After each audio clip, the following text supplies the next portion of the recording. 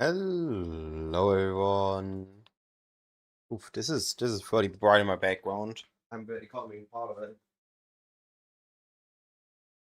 That's better. Now you can see me. Hello everyone. We have finally arrived the Thursday before league start. And that is one specific day.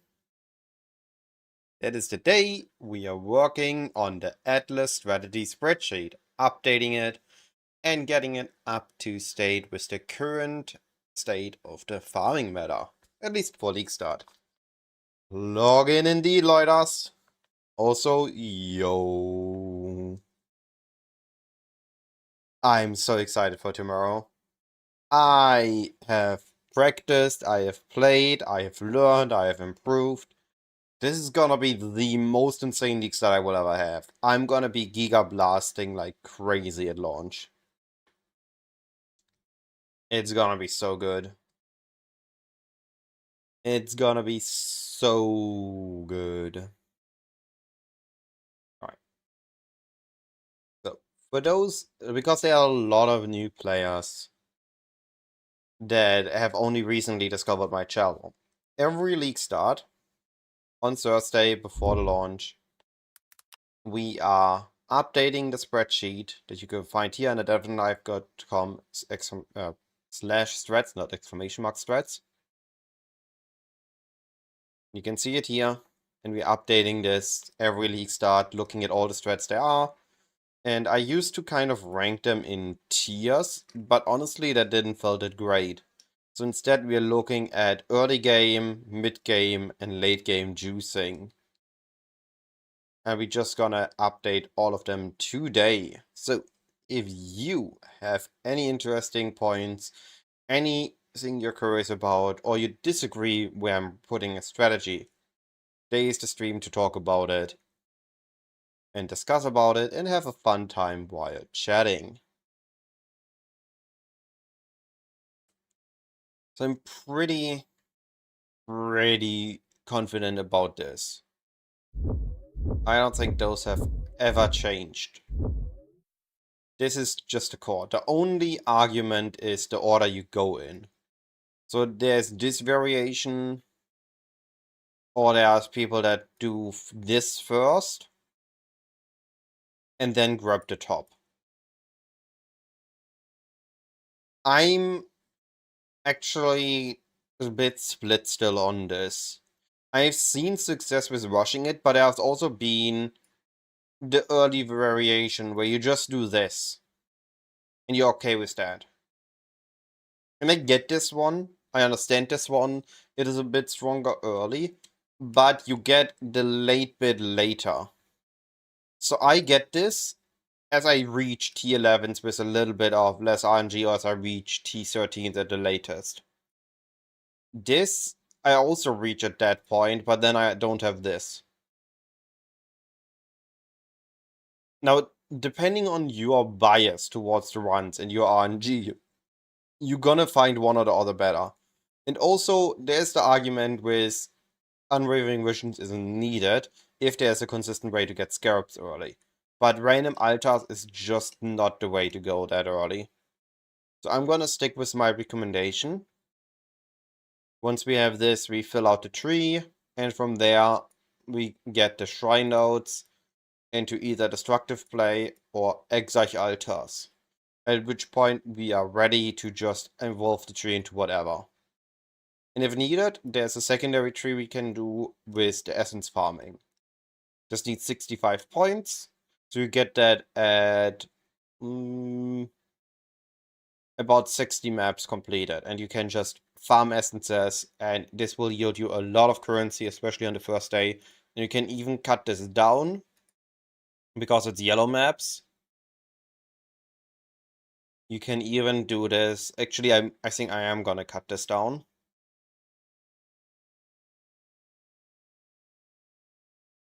You can even get this as early as this. 43 nodes. I am gonna keep the map nodes in, at least these ones. I'm just gonna take this tree and update this.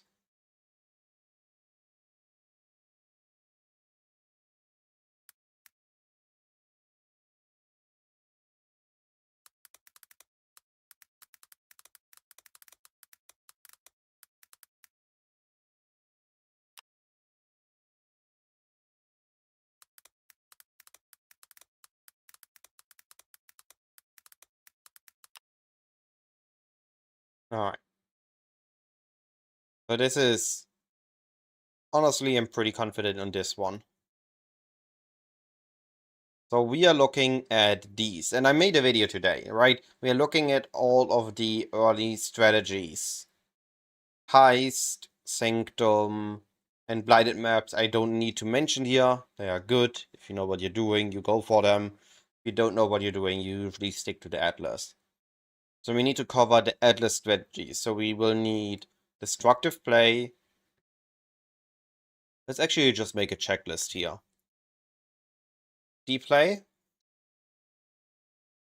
Exarch Legion. Then we have Delirium, Beasts, Abyss, Breach, Map Rush for the league mechanic.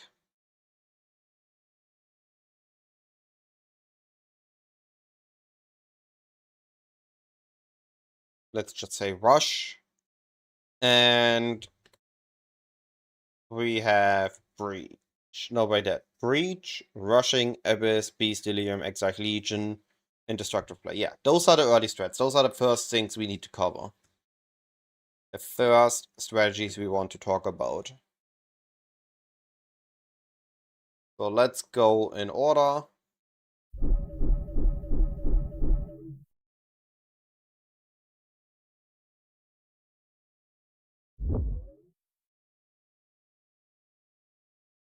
And take a look at all of these.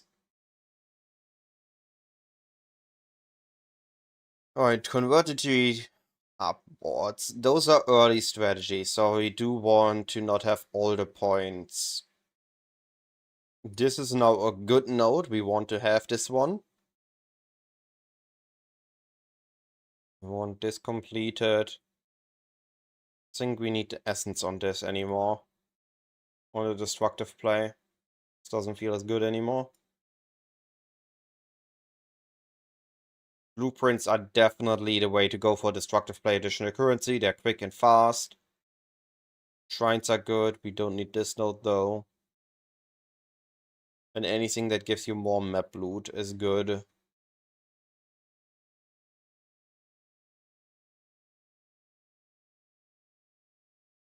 Yeah, I think this is the tree.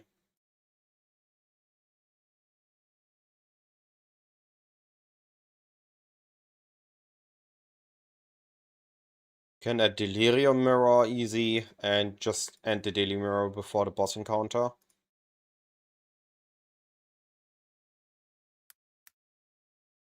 So what we care about is we want the altars to make the shrines to make it easier. We want destructive play because we're gonna be Maven witnessing. We want the chance to get our map drops.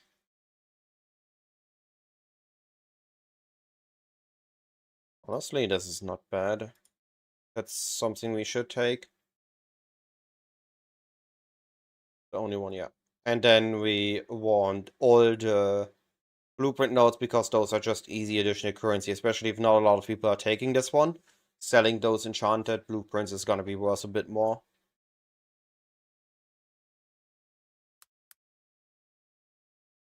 Is Xylo still in the game?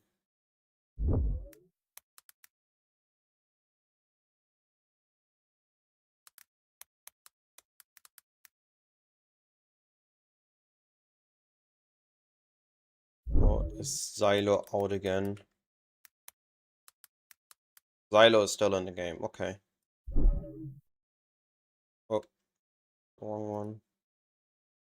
Honestly, I could just that open. Here we go. Just have this just in case.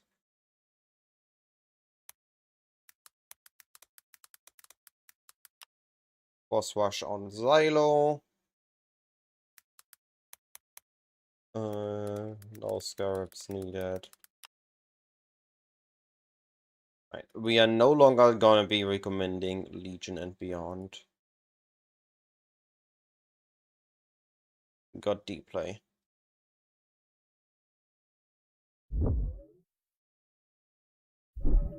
I think Legion changes. The Legion tree is heavily changing this patch.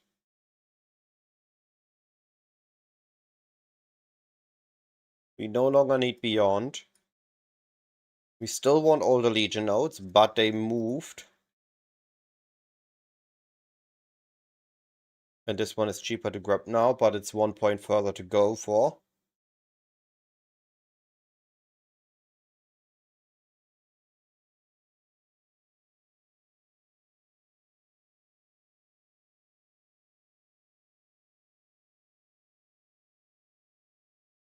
One, two, three, four, five. 1, 2, 3.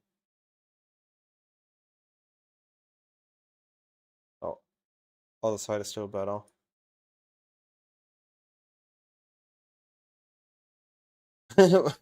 Well, you should have watched the video right when it came out, MD. Video was out 1 hour. Why haven't you watched it already? This is treachery on your end. Why you haven't watched my video yet?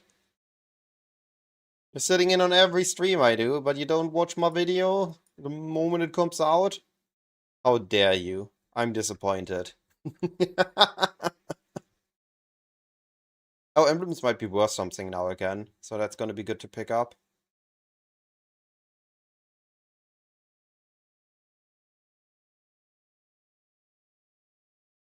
I haven't actually tried the glacial cascade mine build, but it has been looking fairly good from what I've seen. So it's okay. It's a decent build. It's not a mapper though, it's a bossing build, so I will go with the bossing route if you go for a miner. Only miner I can see mapping would be Exsanguinate Mines as a mapping bossing hybrid. Start bossing, transition into mapping.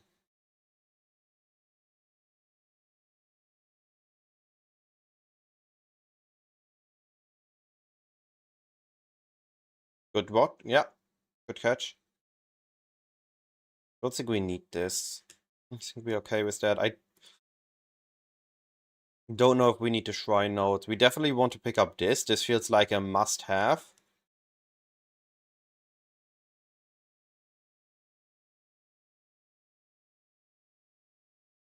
What else feels? I do think Abyss might be the way to go. To grab this, and this, up to this point. Those 3 nodes are good, and the last one is good, but that's too much. Maybe something like this. So we don't care about the enemies of Abyss, but we want the abyssals in our map to get the abyssal pits. But I worry... Oh no, I haven't dropped this cluster yet. Neither have I dropped this. We need to drop to like 130 points, so we don't are forced to run invitations. Yeah, Exsanguinate Minds Trickster, not Assassin Trickster, might work. Not a bad build, but it's not a good mapper. It's a bosser that can adjust to mapping. Keep that in mind.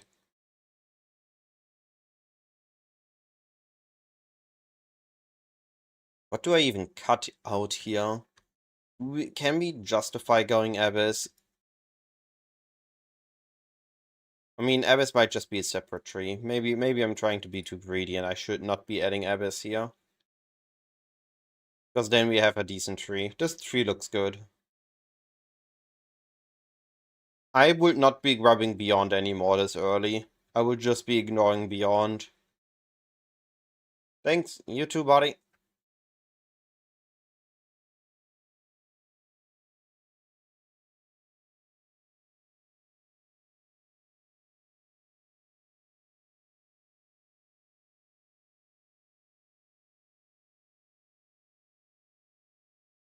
Yeah, I think this is the early Legion tree.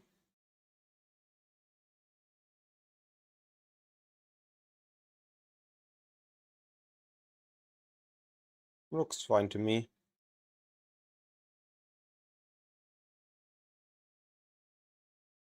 I am starting bows. I'm a bow enjoyer.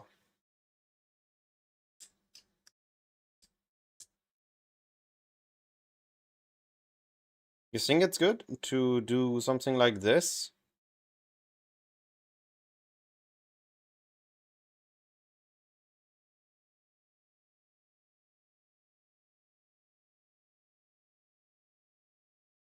Well, I use the term bows because I'm using all kinds of bow skills. We're using artillery ballista, so lightning or elemental hit or tornado shot. We use a blast rain, storm rain, and a rain of arrow setup. We use frenzy. We use cast on crit tornado, sniper's mark, blink arrow. We're using so many bow skills that for me it's just a bow deadeye. Because it's so flexible in what bow skill we use. We could get away with Rain of Arrows, with Storm Rain, with Lightning Arrow, with Elemental Hit, with Tornado Shot. It's basically the same build, you just changed the gem and maybe one or two support gems.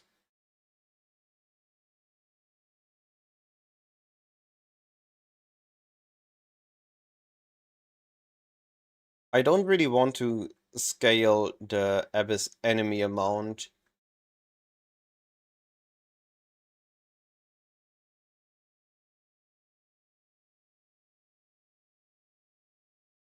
Well, I will likely settle for a gem on the main thing. And once I figured out what the best strategy is, and then figure out what the best gem for it is. If I need Headhunter, Fist Conversion, I might just force Tornado Shot. Or stick to Lightning Arrow. If I need high damage, but not high coverage, I'm gonna stick to Elemental Hit early on. So I think it's gonna be Lightning Arrow in campaign, Elemental Hit for early maps, and later when I invest into build, Lightning Arrow again. I think that is the progression.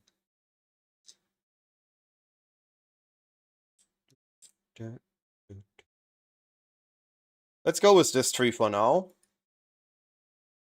We have Exarch Altars and Legion.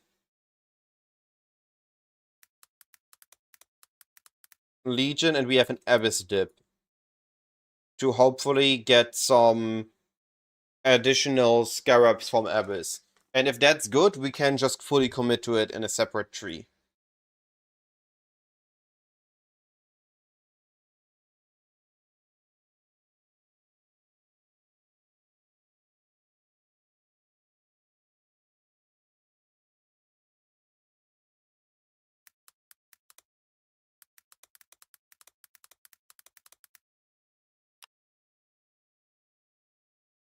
I truly believe... Okay.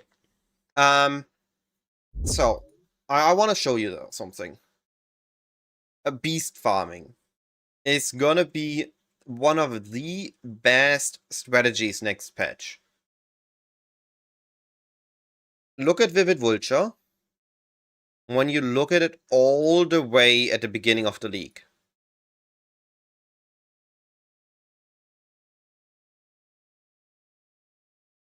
Vivid Vulture,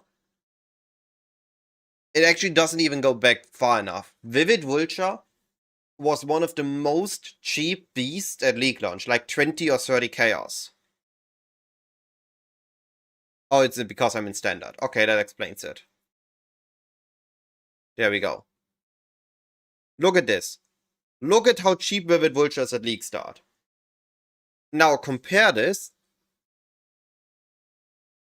to Black Morrigan at league start. Or to Feral at league start.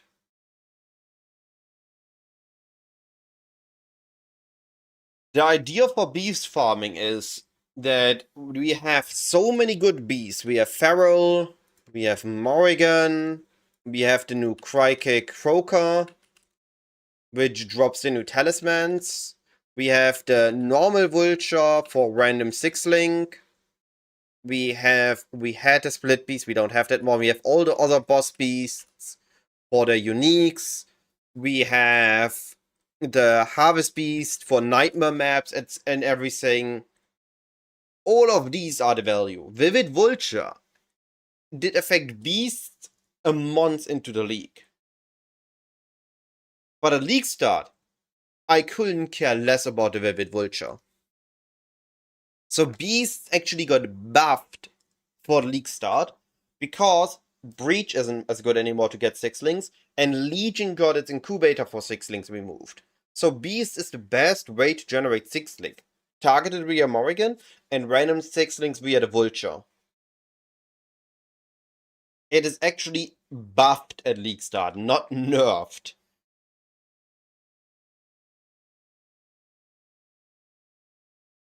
MD, Wall Icedover looks pretty juicy, I agree.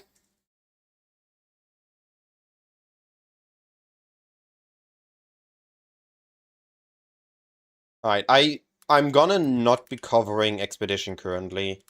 I don't believe Expedition is currently a good early strategy. Essences is something to cover, but I'm gonna push it to the back. We're gonna cover this later.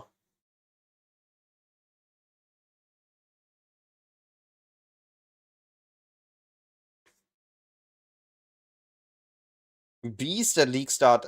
So the best way you can see that beasts are good at league start is that in 2 days, Life Without Pens made a Mage Blood beast farming.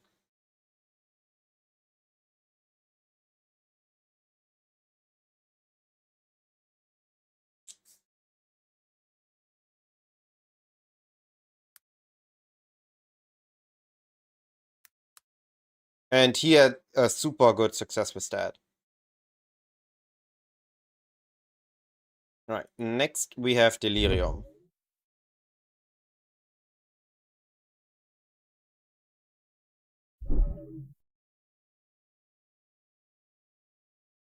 And Delirium hasn't changed. Not really, at least. Take shrines, take Delirium, kill enemies.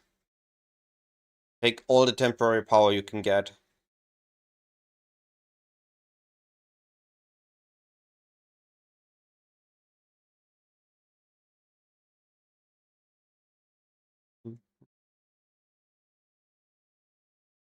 I think that's just the way to go.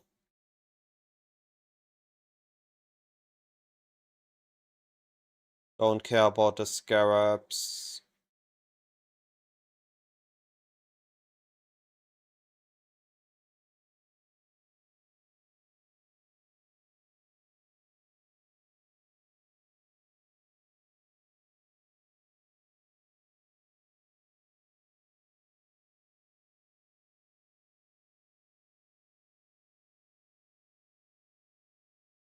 And I honestly believe that Exarch is better here at League launch. Just easier to mitigate than Ether. We don't really care about the altars, you just care about enemies in your map.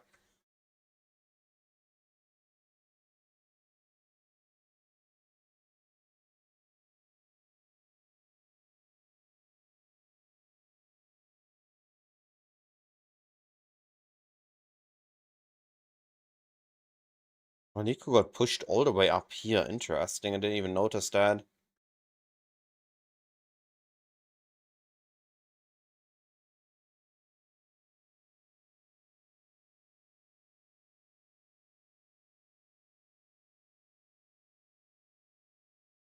Yeah, I think this is the new daily rush tree. And to be fair, the Nico nodes aren't even needed. But it's still more movement speed, more damage, and max res, and you need all the damage and survivability you can get for daily.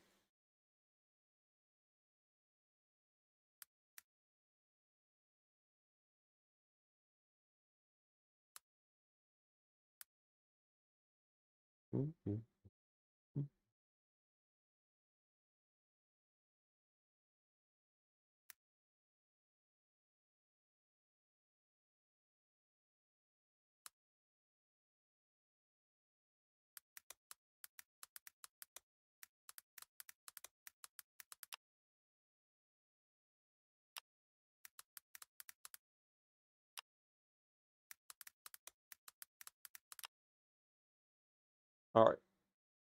We're making progress already. Already done with the first 3.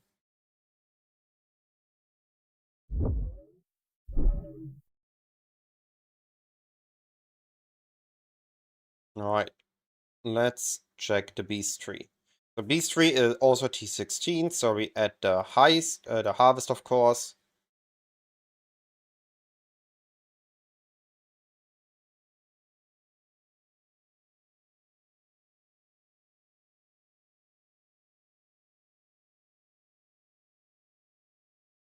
I don't believe in the Kalguran push actually anymore. This has not been actually feeling great in my farm attempts. The lost things were kind of nice, but they usually just slow you down. So I'd much rather just drop out of it and make the farm easier and faster. I'm considering if we should just add this fella back in.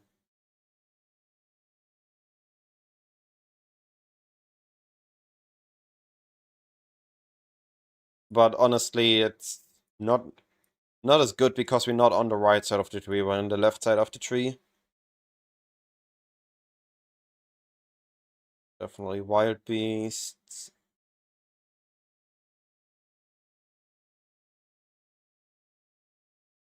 Yeah, no, this is the beast farming.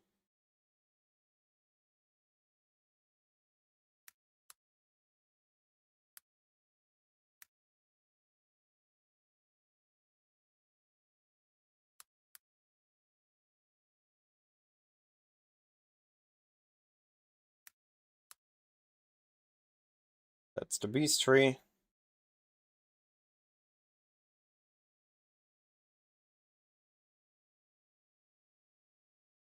Oh, sorry, I thought I added shrines. Yeah, that's a good point. Thought I added the shrines.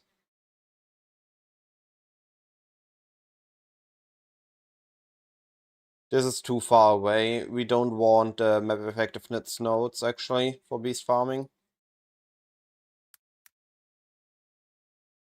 Alright. This one is really fast to update nowadays because I already did all the work in the previous patch and I have all the scarab setups already.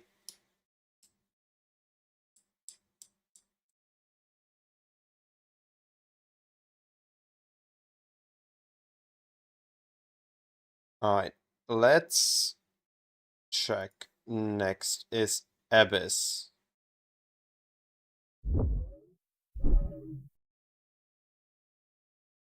So Abyss is changing a little bit.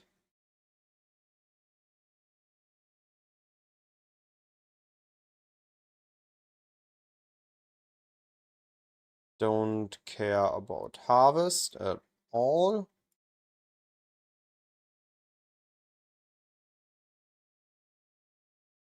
We want Abyss.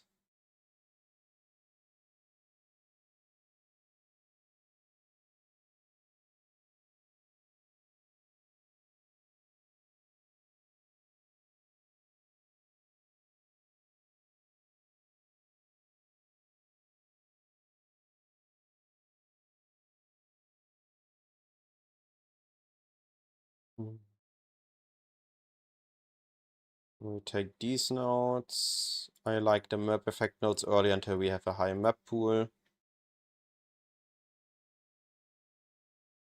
We don't care about the Abyss sockets, we care about the jewels. We do care about Abyssal Depths early. I do believe that that's gonna be good. Ulaman should be currency based on PoE 2. Take this up here.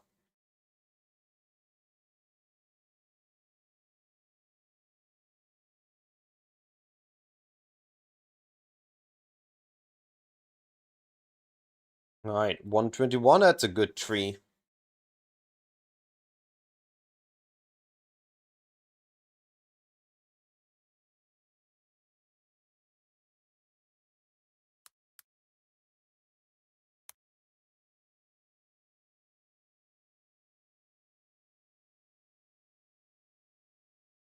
What are your potential builds, Kepler? What are you thinking of?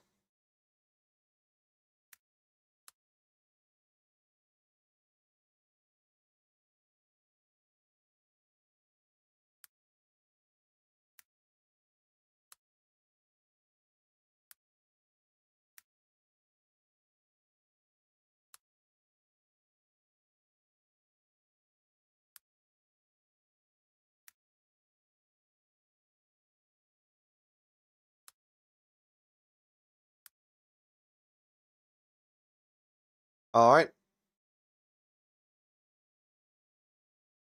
I'm still unhappy with all the ad breaks on Twitch, but I can't do anything against it.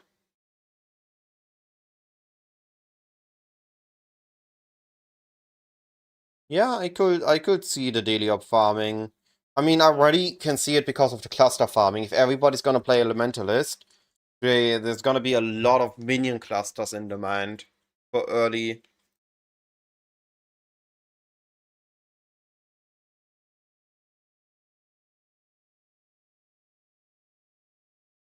And you can always just adjust that tree for daily orbs.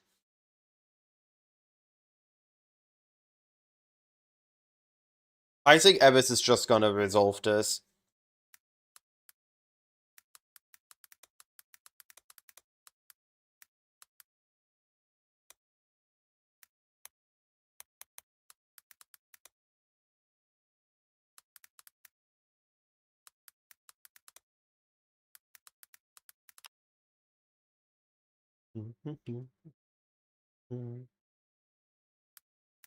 Alright.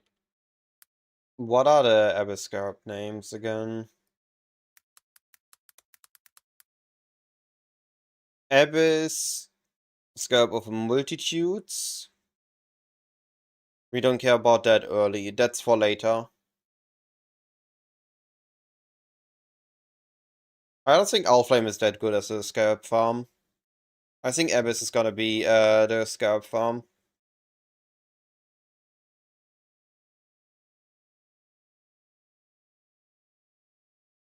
What are we thinking of the Abyssal Crystal? Is that just gonna be the Crystal Spire for belts? And are we caring about that as much early?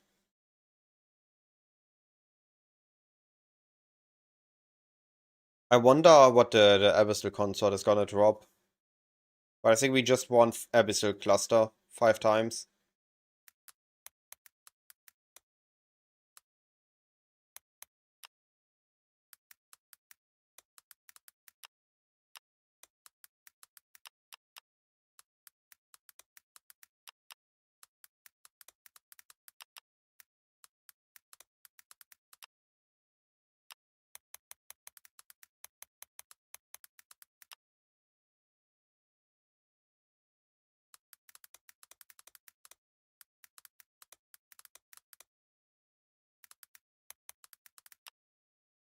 Hey, have I decided if I'm going close to stay both? I think I'm gonna stay both for now, but if I'm looking at min-maxing a build and I don't see anything new fancy, I might make a deck stacker just for the sake of making it, instead of just pushing both. But maybe I just stick with both. Or rather, I'm definitely sticking with both, and maybe I change.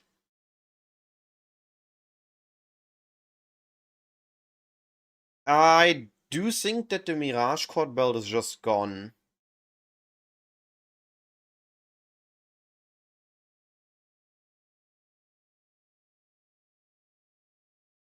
Oh, you didn't saw it in a removed item section. Interesting. I mean, I guess they can remove it because it still exists in standard. Right? The item isn't removed. It's just that it won't drop. You and SSF, you care about the feel and being able to take Ubers during the league. Make the builds yourself, you're going hipster style. These are Witch Strike Jark, Glacial Hammer Berserker, or Heavy Strike Slayer. I mean, from all of those, Flameblast Elementalist sounds the best, based on what I know and have heard of. I think everything else will need some setup before it's gonna feel great.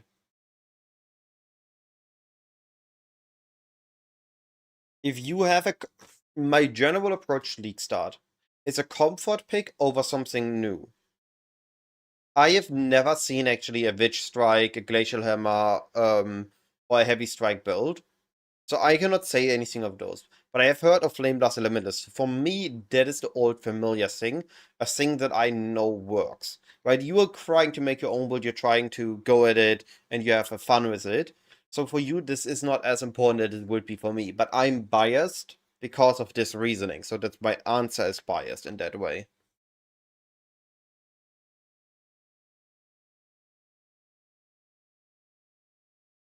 I mean, there's still Wall Flame Blast. I think people are using that for single target.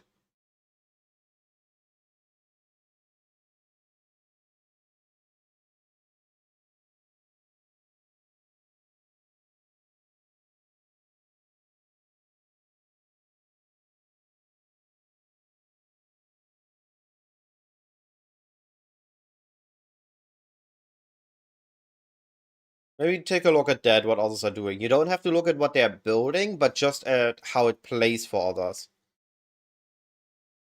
You are considering Toxic Rain MD? Yo. Why do you think we have to relearn Beast and maps? I think it's just gonna be the exact same as before, no? I think it's just the exact same thing. When you see a Cameral, you take the Cameral. When you see a Harvest Beast, you take the Harvest Beast. When you see a Morrigan, you take the Morrigan. And then you go for the Boss Beasts. Yeah, but the best ones are from Cameral. And Cameral, we already know how to look at. Also, Yo Shadow.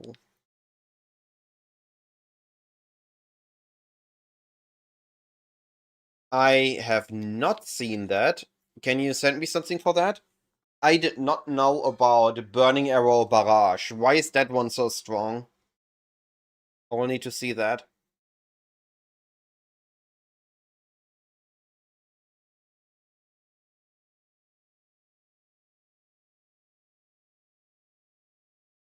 Alright.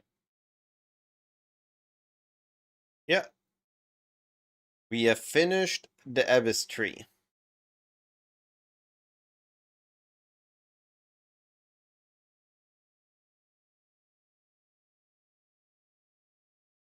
I would always do the Atlas Rush. So I always start with this.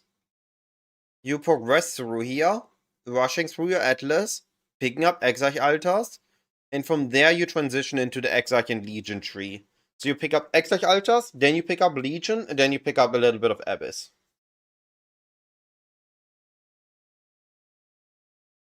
I would not go instantly for Legion. I would go first Exarch Altars, establish on T16 maps, and then go Legion.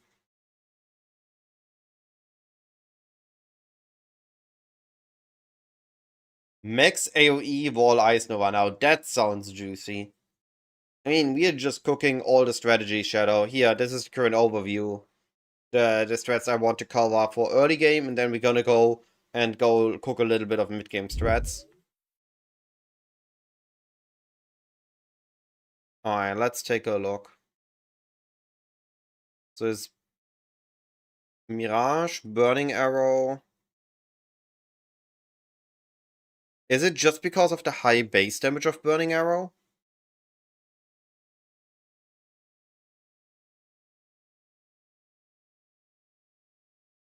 Stormburst Totem. Yo. Easy, then I can annoy you with boss carries, Shadow.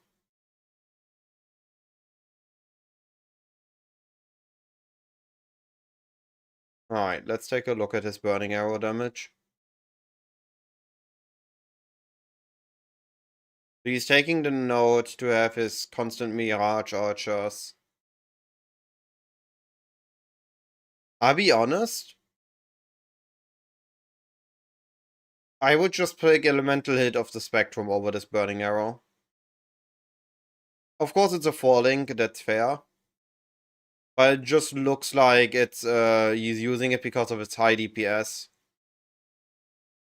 And using the Mirage. He's also investing a lot more into totems. Let me see this. Yeah, so he is... How is he investing more into totems? Oh, he just has multiple totem support. Okay. Interesting. Yeah, I guess that's a decent support if you use it as a 4-link.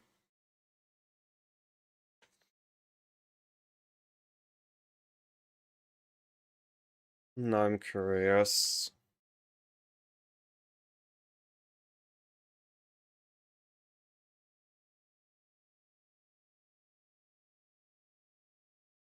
Yeah, it makes sense. I start to understand what it is. But if we compare it with this, so let's assume this setup. And let's assume we add barrage to this. And then we take burn. And oh wait. We take this tree. For PoB can take so long.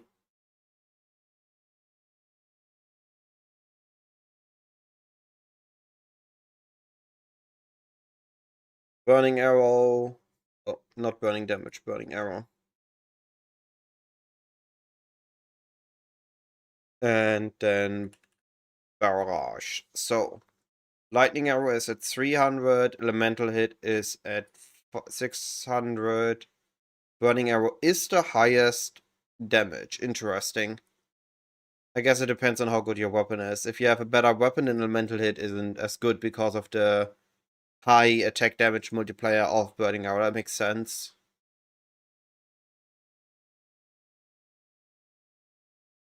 But then my question is, why not just spam the heck out of Storm Rain on these bosses? Because that is gotta be the most amount of hits. If you don't have access to just Spectrum. You don't even know how to properly calculate it, but when you look at it during a boss fight, right, it's just completely covered in him.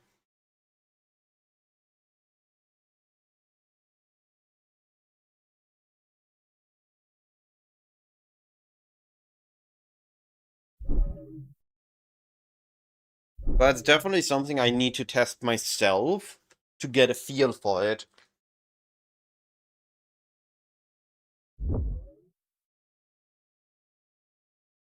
Right. And then we had this.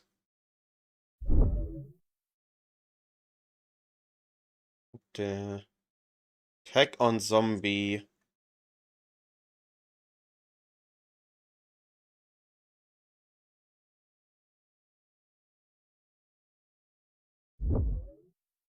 Is it just a zombie rain thing?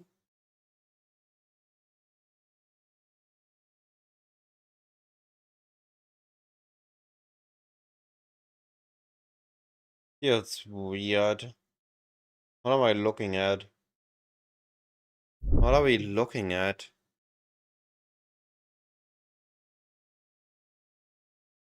Just 284 zombies sounds like he is... There has to be some weird interaction there.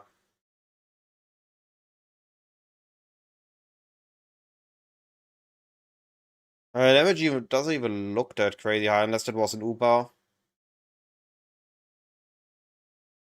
Like, the visual clarity is not given here. There's...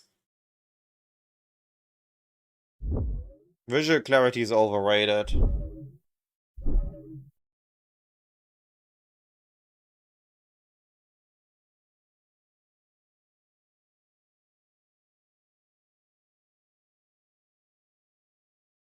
Oh, it's the Yanni prototype bone melt. Oh, interesting interact. I get him. I get it. He is killing his resistances. Okay.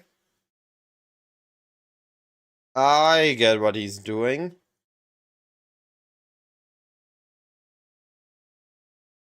Static strike generals cry.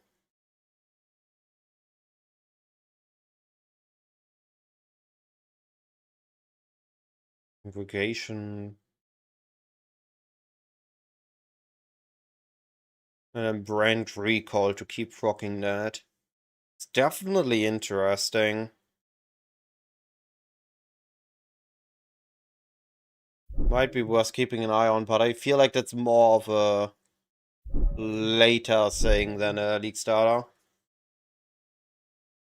I'm league starting bows because bows are amazing. And we are enjoying zooming with bows. Eco, you love my Surest. You think it's going to start it. On the damage type, what are the big difference from going Chaos or Fizz? Chaos means you have Wither as a damage layer. Fizz means you need to fight Fizz mitigation. And this player pass Wither are just a really easy damage scaler that you can easily add to the build. It's just better than just having Fizz damage.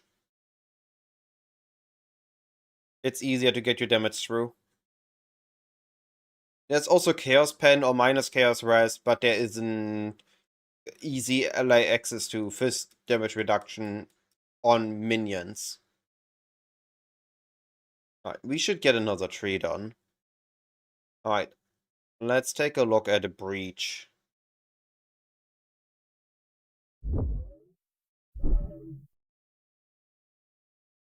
No worries, if you have any more questions, feel free to ask. Yeah, I mean, breach doesn't really have change. You just run breach, you try to get the stuff out of it, and you have exile altars. Isn't really anything major here.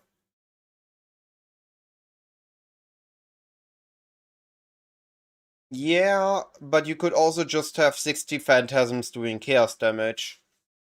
I feel like that's also pretty good.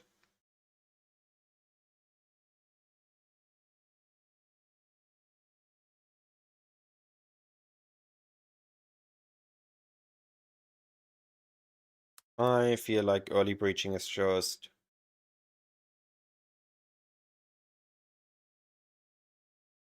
What scalps am I recommending there? You should know what I'm writing. Also, equal, I appreciate the follow. Thank you, buddy.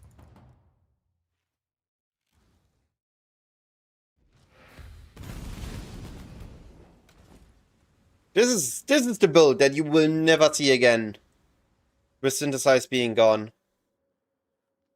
That is, Instinct KB is just in shambles. Look at this beautiful wand you will not make again. Or the boots. Or the body. No, actually the body you can make. The body is not impossible.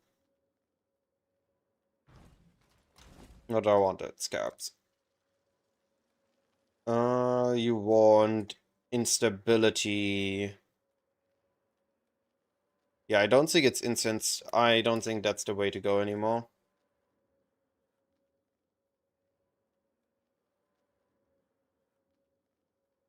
I think you just want 2 instability.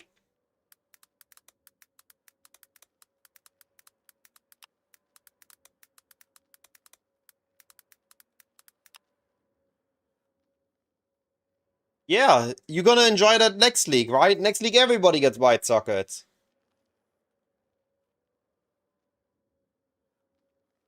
What do you mean, guaranteed? No petrol? Oh, two guaranteed 5 links. Can you tell me what moment? I actually haven't watched the Ziggy video full.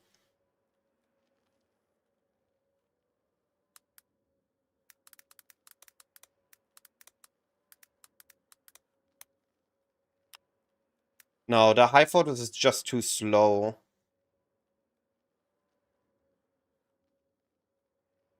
It just take too much time nowadays.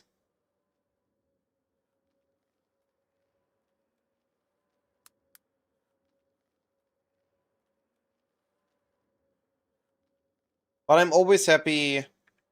One in Act 5 Slave Pens, another Act 6 Twilight Strand. It's good if they added that again. Because that's an easy one to collect, and you can go out of your way for it. And just test it.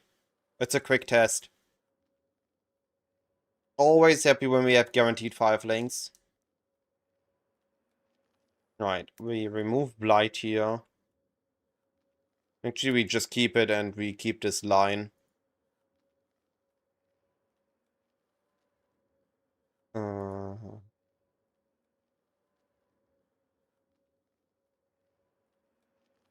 yeah, I think these are good strategies to stay. And we should add one more. I'll be right back, actually. I need a quick moment.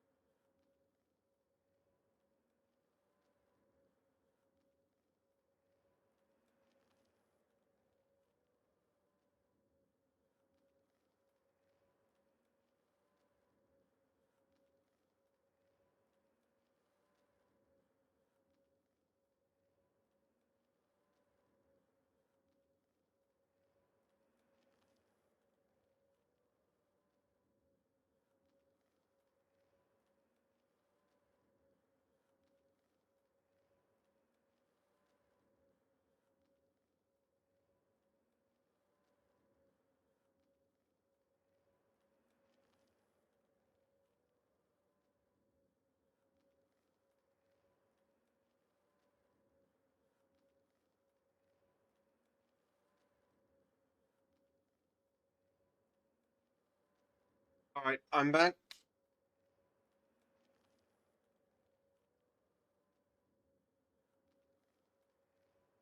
Stop well, I appreciate the follow. Sorry that I was gone for a moment and missed it. I'm glad the guides all help. Alright. Where were we? Alright, we have an early breaching tree.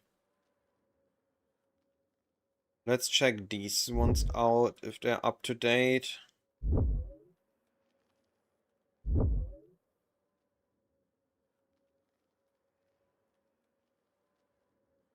The essence tree. Okay, so this is the breach tree, we got that. That is destructive play with John. I think that's just a port over. Yeah. For those that care about it.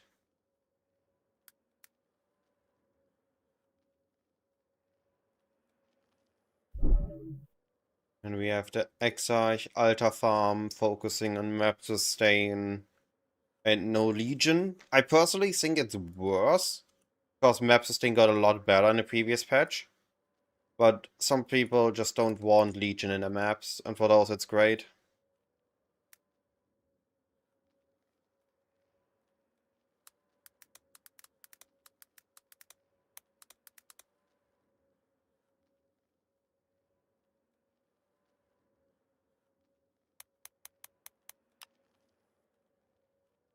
Alright, and then we have the yellow essence tree. We should definitely add shrines. They make this a lot easier. You take the map sustain nodes because you are running without void stones. And then you run the essences. Perfect.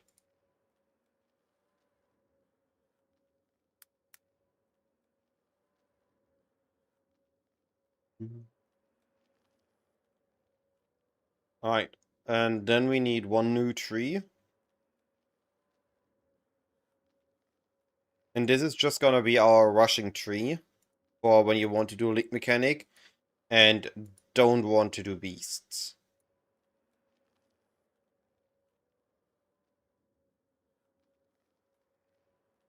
So this is a map rush strategy.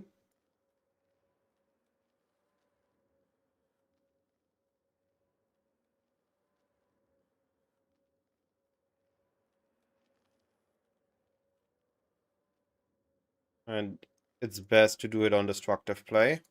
Combine it with that.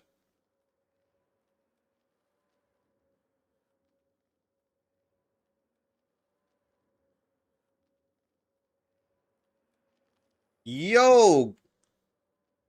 What the heck? Gone exists? Amazing! I thought you died!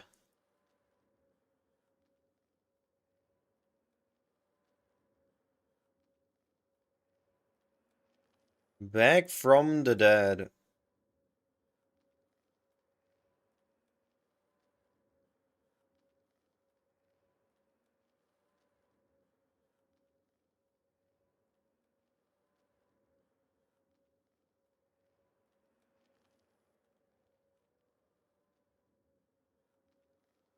I reset the tree.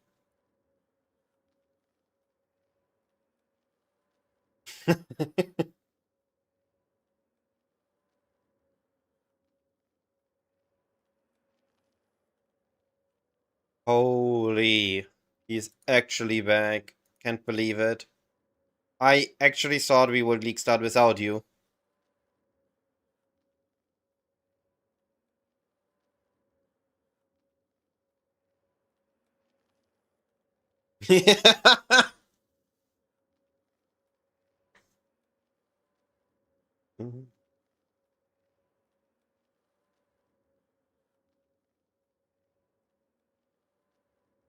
So when we just care about rushing for the league mechanic, all we care about is get through the map quickly. So blueprints is good, it's similar to beast, it's the best thing to add. Shrines is good. And then I think it's just Nico.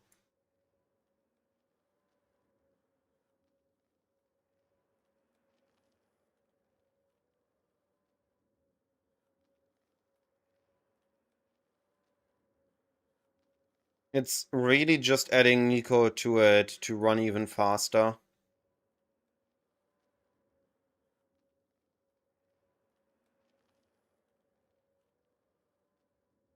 No, Jun slows you down. This is rushing the map to get just as many charts as possible. Or also slow you down. This is for the people that want to just do the league mechanic.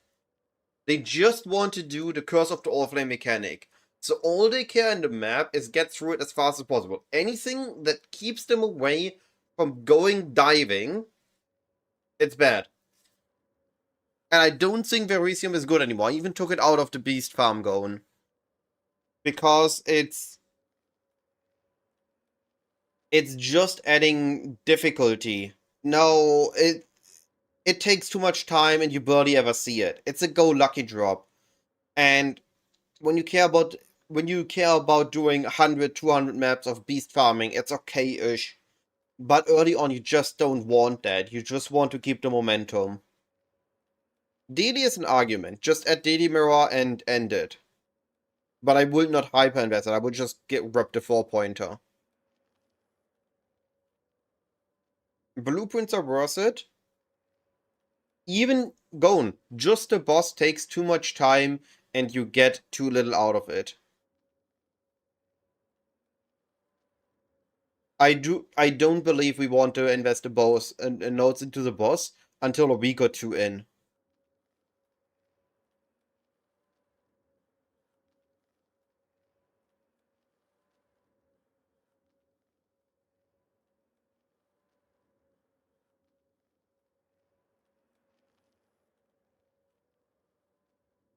I think we want the roof because I assume that we can get up to 2 per instance, and that is likely scaling with quantity of the on the map.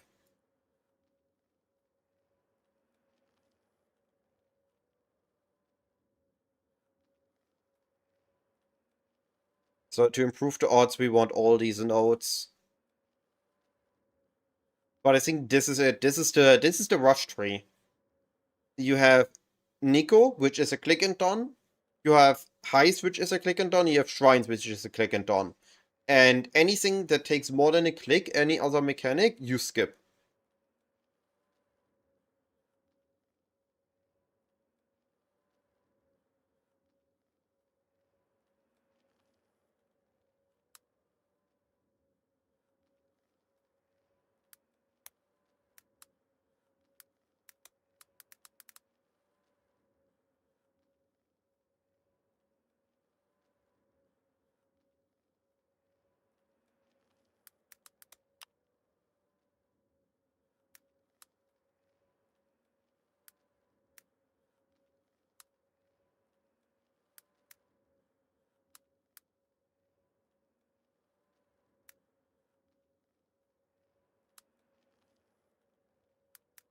Rushing maps just for Curse of the All Flame. So, Gone, here's what I thought. I made a video about it today, but you likely missed it because of your electricity being gone. I think there are currently 9, 10 good farming strategies that you should be looking at League Start. And I'm not including essences in that because essences are only for really slow beginners or power crafters. I believe in the in-between you don't actually want essences because of how difficult they are and how much time they take. But there is destructive play for bossing, there's Exarch and Legion farming, there's Delirium Mirrors for cluster farming, there's Beast farming, which I believe actually is heavily buffed on League Start. It's the prime source of Sixlings now. Then there is Rushing for the League mechanic. There's technically still Breach for Sixlings, but Breach got nerfed. And then there is Heist, Sanctum, and Blighted maps. I think those are the early strategies that we want to do now. And with this, we have all the early strats. So when you look on the side, right, Nightmare Rush, but I consider this part of the bossing setup, part of destructive play. Actually, Nightmare Rush is something sort of tree rushing, which we could easily do with this, right? This would be a great Nightmare Rush tree. That is actually really cool. You should rush your League mechanic, your Flame League mechanic in Nightmare maps. Get the mechanic, get a Nightmare map, get out.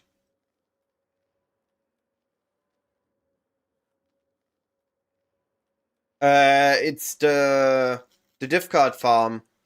Just adding this cluster I don't have, which adds packs to the map that spawns.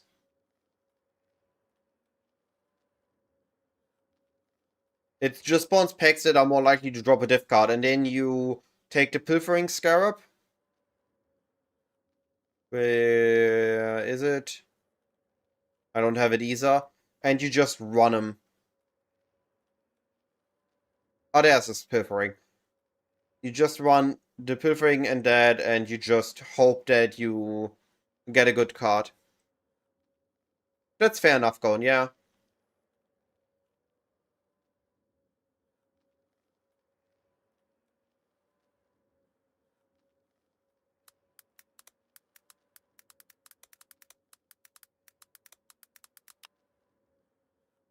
Alright. I don't believe boxes is the go-to anymore. I don't think boxes is good enough. We have destructive play. I don't need that here. And here's the Nightmare Boss rushing.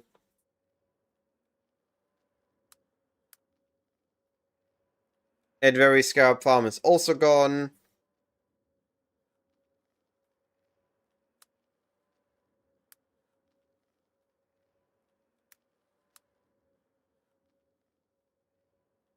Yeah, but that was simple boxes without containment. This is containment boxes. And those, I assume, are still gonna be a late game strategy, just trying to get your lucky drop. Ooh, that doesn't sound good, Loiders. Also, Snow Petrel, I only start using Scarabs once they are affordable. So by the time I reach T16, Scarabs aren't affordable yet. But if you reach T16 Scarabs are affordable, I would go for them. A Betrayal for XP is still good. We have it back here. This is Betrayal, Destructive Play. It's still good if your focus is XP over the conventional just rushing.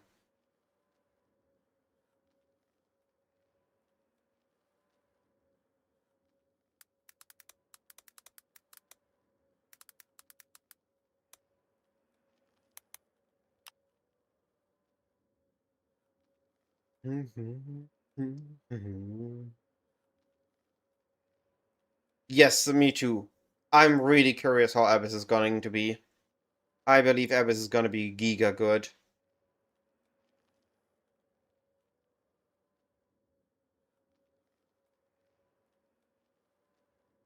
I think the most interesting changes impact on the early farming meta is that more builds are now viable to do Legion, is this Abyss node that we get Scarabs from Abyss now, and it's gonna be the buff to Beast farming.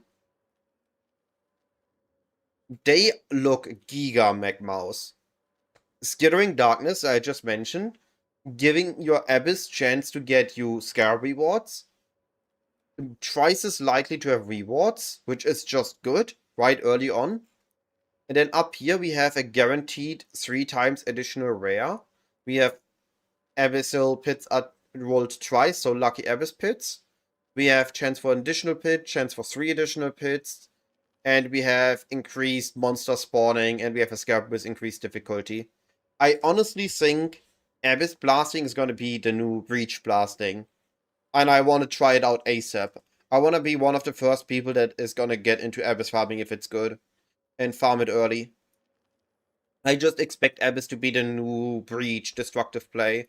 You have the here, there it is. Chance for all enemies to be magic, which means that sure, just add bloodlines, and on top of that you have the rare, so you can add bloodlines and or Horned Scarab of Nemesis, whatever is better, and you're gonna have Abyss rare stacking or Abyss magic stacking, and you're gonna get a crazy amount of loot from it, hopefully.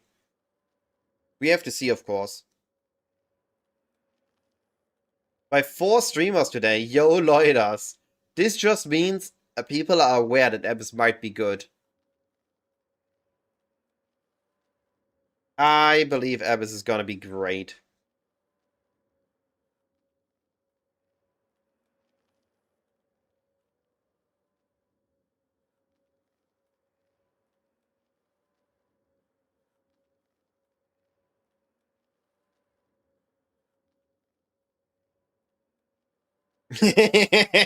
No way it's bait.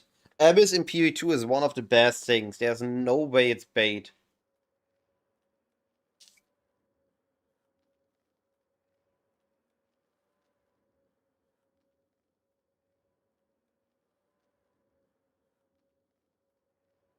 Yo, Gold, have you seen the run we did this morning without you? What I sent you?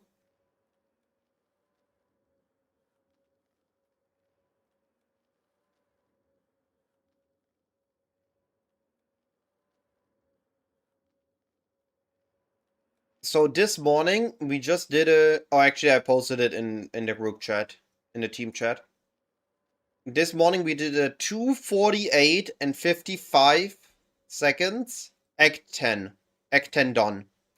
And to be fair, in the end, I ran up to Kitava, then I went into lab. I was the first out of lab, and I also killed Kitava. So it could have been a 2:45 run.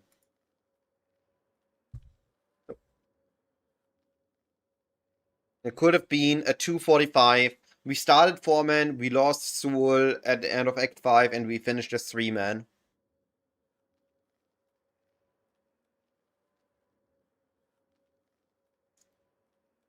We had similar early times to us too.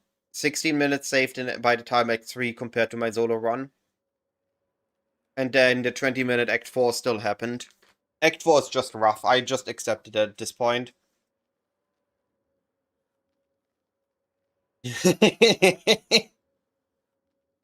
There are people that are doing a sub 2 hour Act 10 at this point. Like, there's no way you can keep up with that anymore. It's just crazy how fast we are going nowadays. And the white sockets are just improving the consistency of those fast runs and everybody having access to faster attacks. It's just crazy.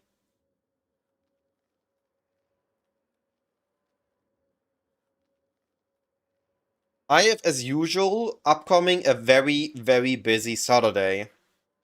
It's gonna be me being awake and busy the entire morning, the entire evening, and I maybe can noon. I might be able to catch just a moment of sleep in the evening. Ah, Meanie's overrated. You're joining me on both anyway. But then we have nobody that farms essences.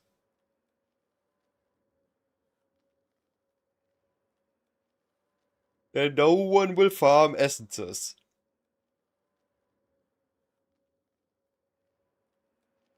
Upgun is going Winter Orb.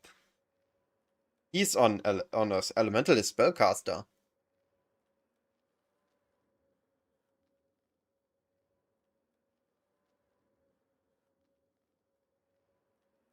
Oh, really?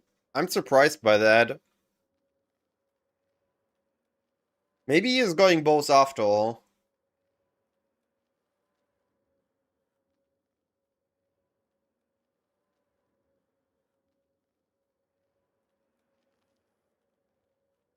Yeah, Essence is very good for very unknowledgeable players. And again, very good for really knowledgeable players. It's the perfect bell curve meme. Essence is giga powerful, Essence is super weak, Essence is giga powerful.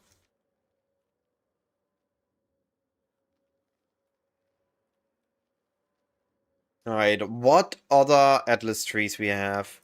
I don't think Beast is a late game thing anymore. Harvest definitely is a late game thing. Temple is a late game thing. Nightmare boss rushing is definitely an 8 game thing. Early on you use those. Later you have this. And containment box is gonna stay a late game thing. And then we're gonna get the new thing. And I'm gonna need to make a tree for that. The Abyss late game farm.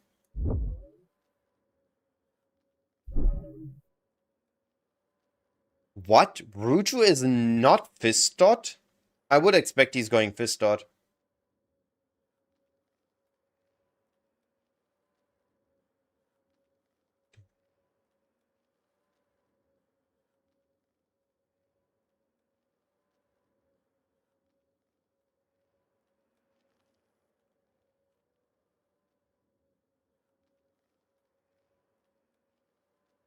Actually, do I still have my old breach tree? I do not.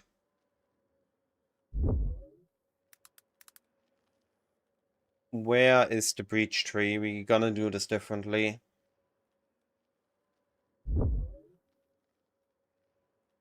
Alright. So the idea is this is breach.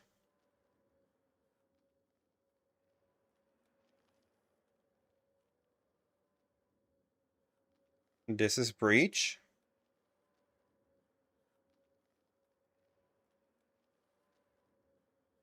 And now we convert it to Abyss.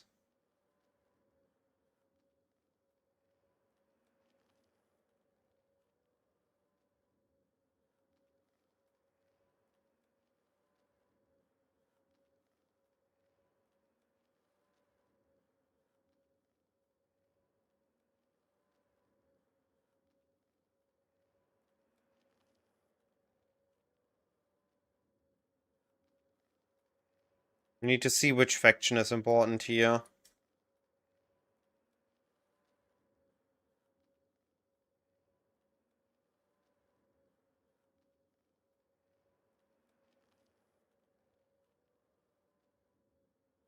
Oof, there's too many nodes. I'm still expecting Daily Breach to be really laggy, but also Daily Breach is nerfed and we don't want to run that anymore.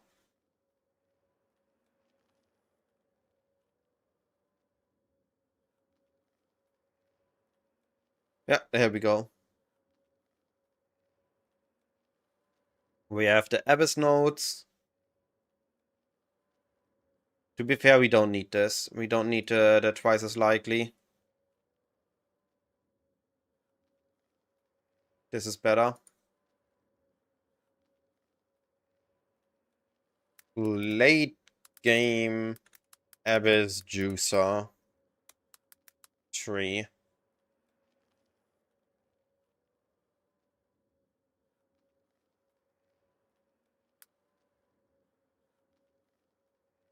And we're using... what were they called? We are using Abyss Scarab, then Horned Bloodlines, or Horned Nemesis. I don't know which one is going to be better yet. Abyss of Crystals, and Abyss of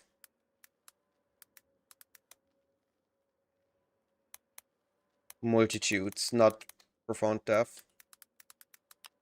It could be that Profound Death is going to be good, but we don't know what the Abyssal Consort does yet. Is it going to be like it's in PoE 2, and it just drops a valuable unique? We will have to see, but it's something to keep an eye out. But I think this is just going to be the new Abyss farm.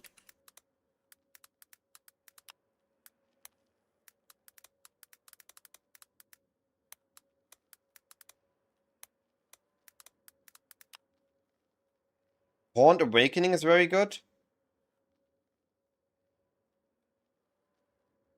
Thanks, King Kepler. That's what I try to do with the site. Add as much of my knowledge possible that everybody can benefit of it without having to do all the research I did. Accelerating your progress as even further than I did. Hey Freya, I'm doing amazing. I'm super excited for the launch. We're updating the Atlas tree right now. The spreadsheet. So it's updated on my website. Oh, yeah, okay. Maven Chills makes sense. They are valuable later on. The Atlas trees are under strategies. You go into strats. And you have it here. I also need to update builds, actually, I just realized. We will do that in a moment. Once we think we are done. No, actually, I do it now before I forget it.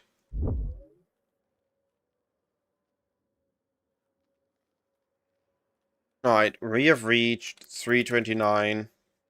Oh. Wait a moment, I don't want to dox myself. There we go. 329 meters of the all flame.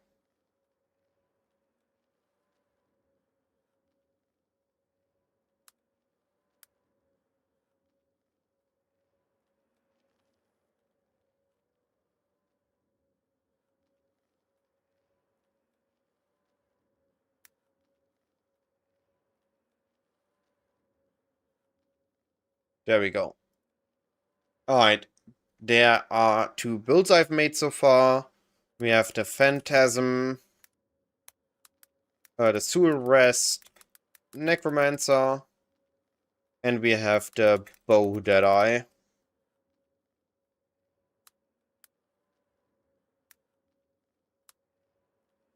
Then we grab the POBs.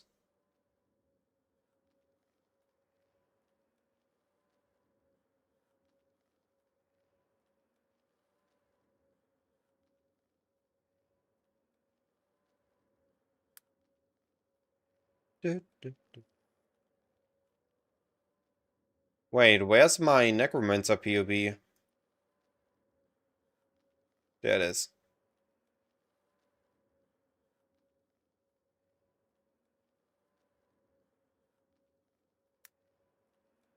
Then we grab the Mobalytics guides.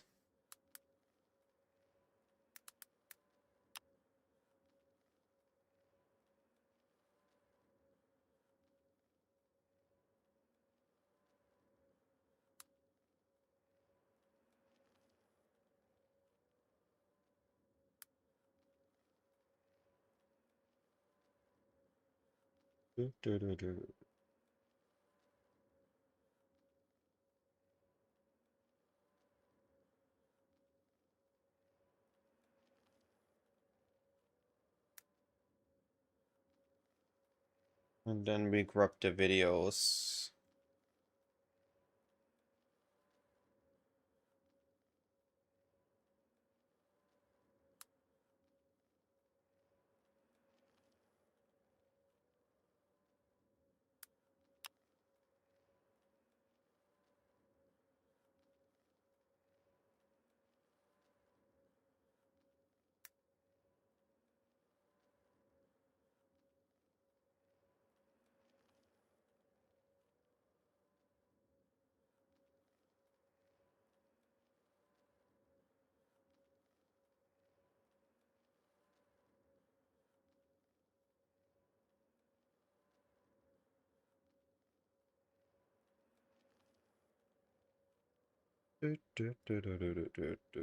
War build's gonna be very expensive.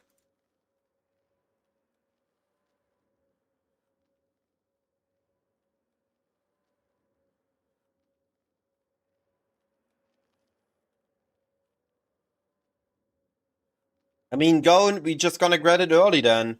Get a charlatan build going real quick. And show them all how fancy it is.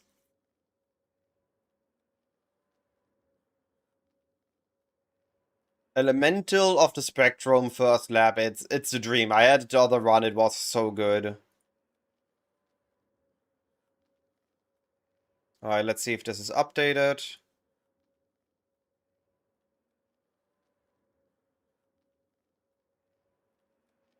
Yeah, it is updated. Perfect. A little bit bigger, but I'm okay with that. Alright, back to the strategy sheet.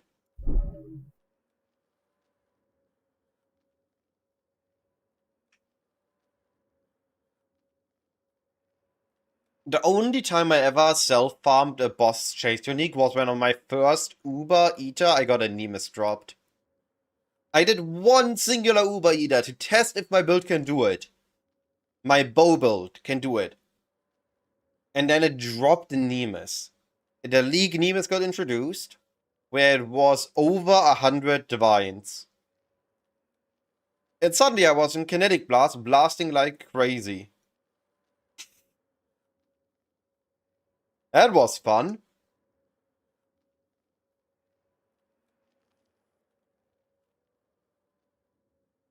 I think this is gonna be the best league for self-crafting. And we are not gonna go destruct this. Oh, that's too big of an error. This is an either. You go either Destructive Play or Exarch and Legion. If you have a bossing build, you go Maven. If you have a mapping build, you go Exarch. That's just how we do it. We go either. And for bow builds, we just go Exarch.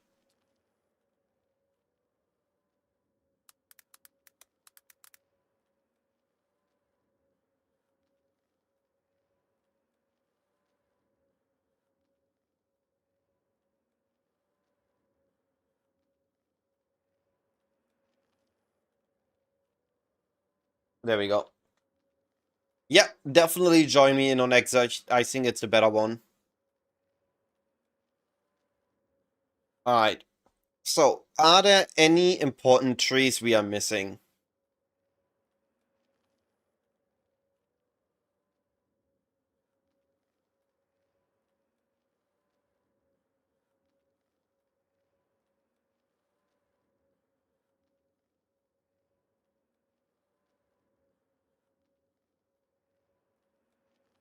Yeah, exactly. So you go Exarch and then you start joining into Legion once you feel ready for it. Once you have all the Exarch nodes, we select Legion nodes.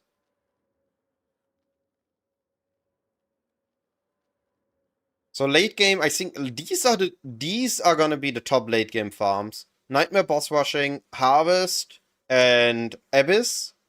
Incursion temple farming, because I think temples are gonna be huge value this league. And boxes if the price is right. Is there anything else I'm forgetting for late game?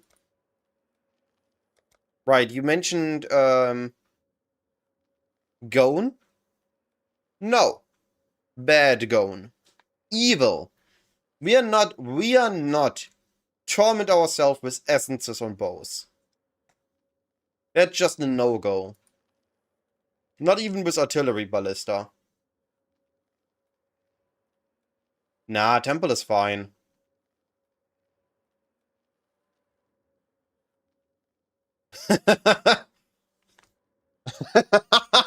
Lohidas, you're the one not even playing bows. You can speak of we.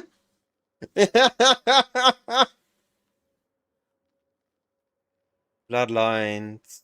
It's gonna be good. Nemesis. Yeah. No. You can farm essences for me if you want to. No, Gon. Just no. Go and do it yourself, buddy. I'm gonna be fun. I'm gonna have fun farming Legion while you're gonna suffer with essences. No, if you're farming them, I'm crafting with them this patch going.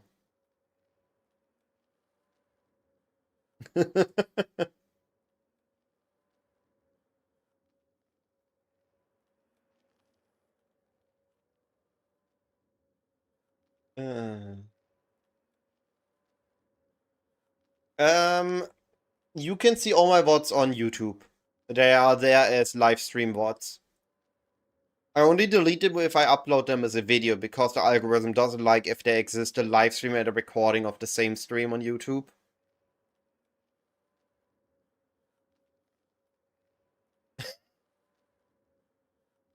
The other day you wanted me to go crafting this league, and suddenly you want to craft yourself.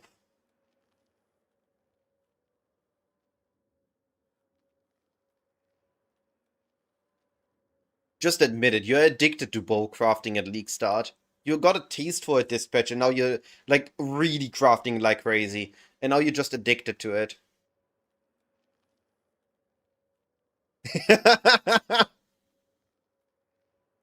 I see how things are. I see how things are. Alright. Is Pandemonium still good? There's Awakening. I don't really think they're good. I think they're fun. There's no here. We give Essence. There's not really here. There's nothing really here. Exiles aren't really good. Boxes are okay. Version is okay. Betrayal is something that I'm not gonna make a guide. I don't know enough about it. Okay. There's Ultimatum, but again, it's something you need a specific build for. I have Delirium Mirror.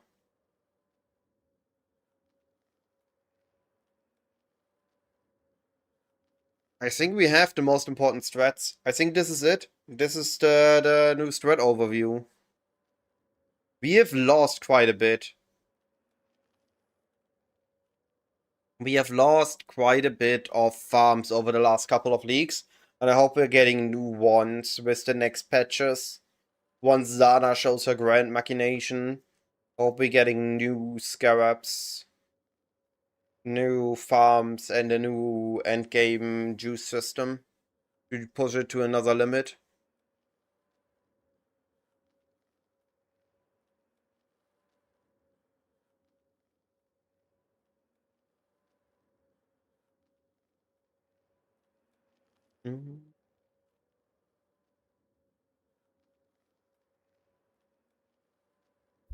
So we have the builds and the strategy updated. This is what I want to focus on this patch.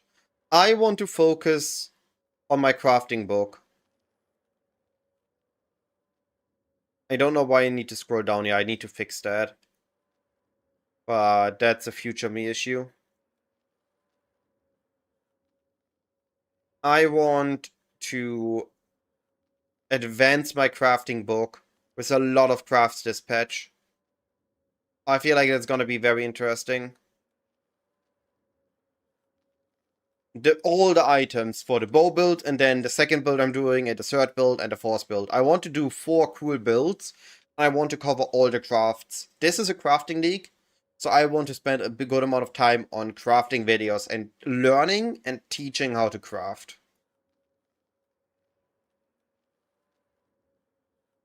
You have the old videos, yeah, but I want to make updated ones. Oh.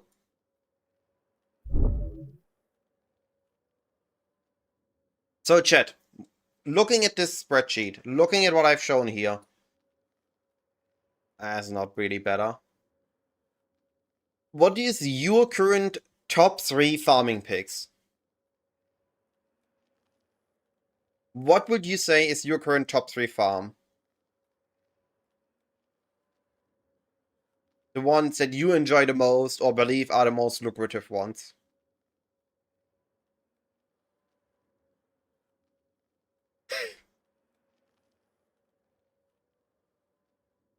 I had a lot of fun with Breach last league, but honestly, I think Abyss is gonna be better. PoE 2 Abyss is really fun. And having that in PoE 1 is gonna be really cool. And then DD Clusters and Legion is mine. 100%.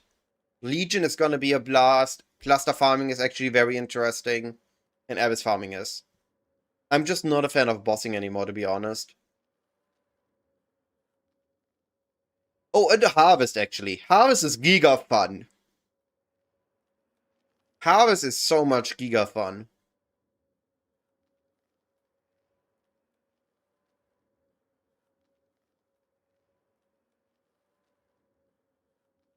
Ah, interesting that so many of my viewers are interested in Nightmare Rushing. Oh, this is a late league strategy I would have a designated build for. I would not be doing this on both. Listen, if you get 50, 70k juice dropped in one map, or 200k juice dropped in one map, and you just made 6 divines profit in a matter of seconds, you're gonna enjoy it. Trust me.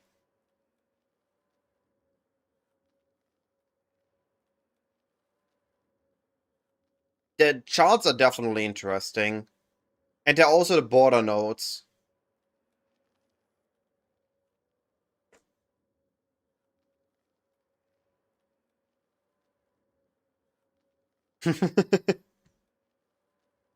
Trust in the mirror drop. I used up all my luck with containment boxes because I got 2 unrequited love dropped.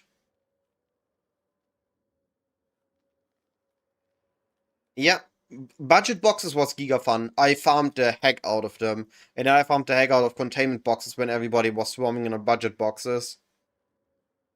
It was fun for a league, but I do think overall, if the Scarab from Abyss are good, I'm okay with it being gone.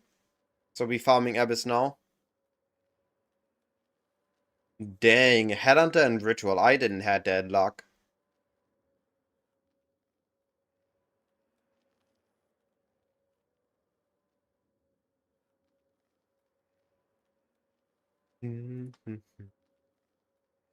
I think this is gonna be a really fun Abyss League. Early and late game.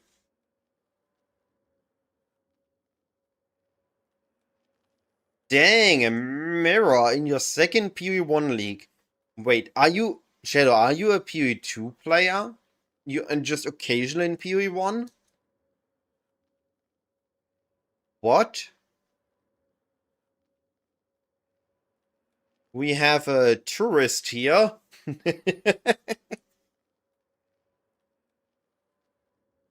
I see how it is. Wow. Wow.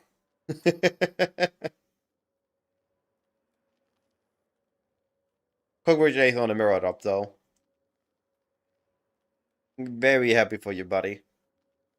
What do you end up using it for?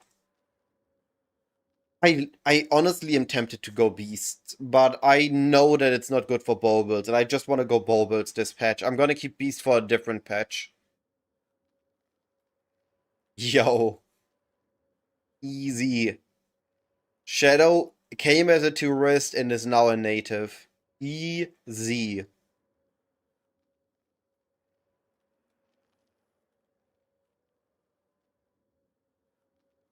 What else is there to add to this tree? Anybody can think of anything that I forgot to add here?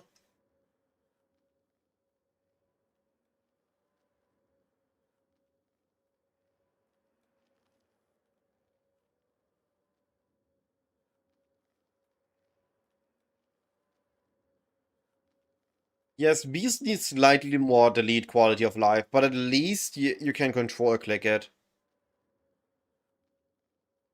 Now, I believe that eventually I will have more hours in PoE2 than PoE1 as the game improves and we continue to get new stuff. I think it's just the inevitable progress.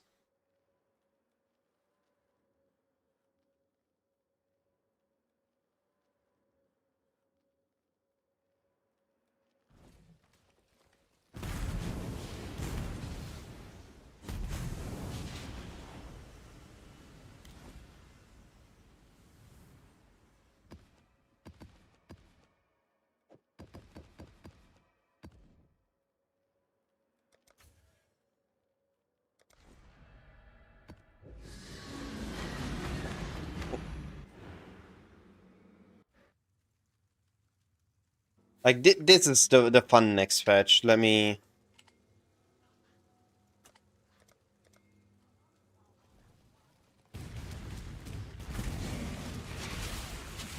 just click on a Legion, do this, and most of the times, at this point, you might actually just be already done. Look at this. This was done, and now I will be done with this Legion. All the key characters. You will be able to farm Legions so quickly with a good coverage build. Because you don't... there's one small enemy left somewhere here. There you can see them. And all of those is no longer needed. Legion farming is gonna be so much quicker. Oh no, this is just an old build I just grabbed because it was working. I'm just gonna do it on both next patch, but I just wanted to run a Legion. I just felt like it.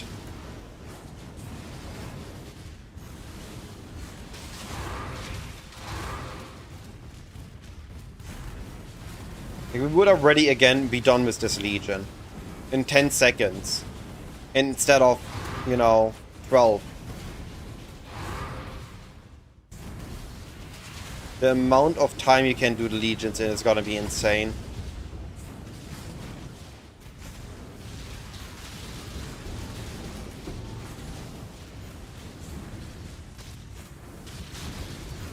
And Legion is just satisfying.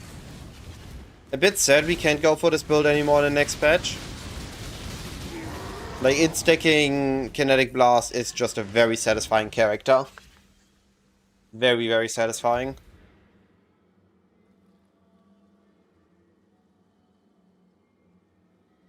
Right, just a quick map before we get back to thinking here.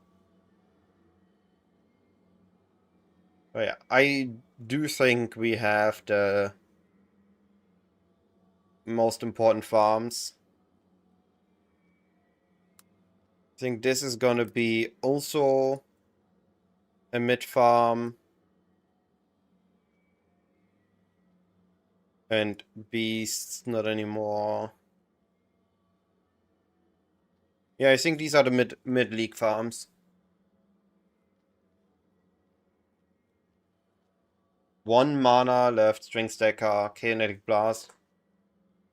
Yeah, stat stackers are always something that ramp up as the league progresses.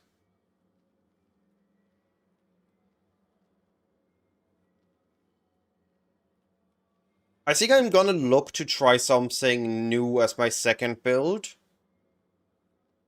Just something that is unique to this patch as I usually do. Like last league, I did the Kinetic Blast, not Kinetic, the Spark Warden. It felt very unique and very specific. And instead of just going for the builds I always go for. Try to do something interesting. Maybe I go for the Soul Breast Phantasm build, if nobody else goes on it. Maybe I'm gonna try to make it work.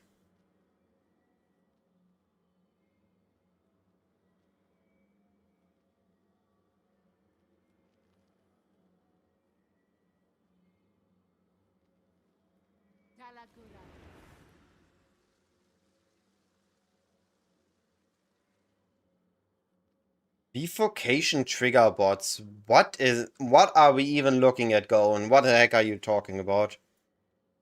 Give me some context on that build.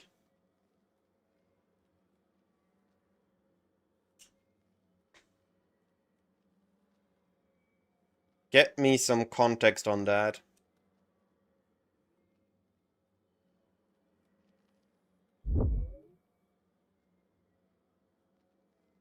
What do you mean noob talk?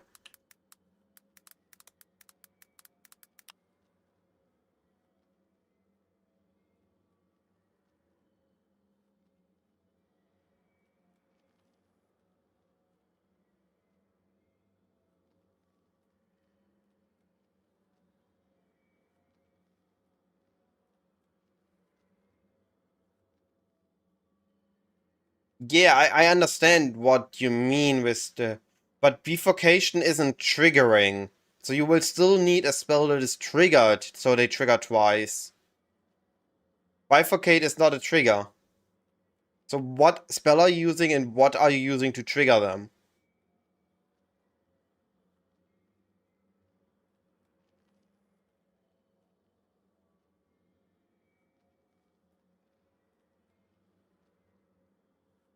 What I'm interested in is the new Reliquarian, which we cannot see yet. Um,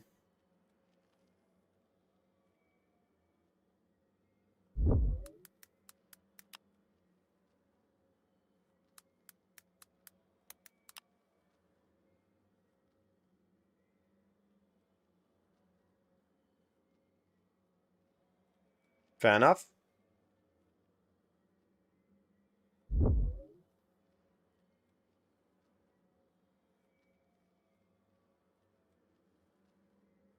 So I do think that there could be some shenanigans to be done with... Where is it?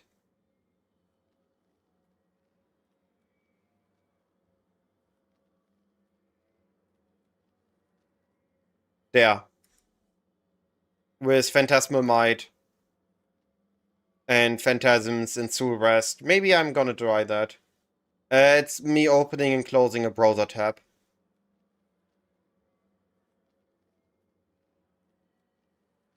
And get a bunch of flat damage this way, instead of going just again with the Charlatan.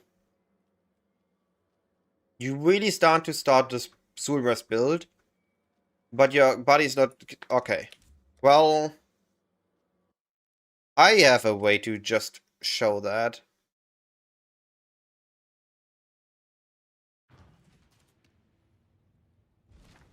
Ahoy there.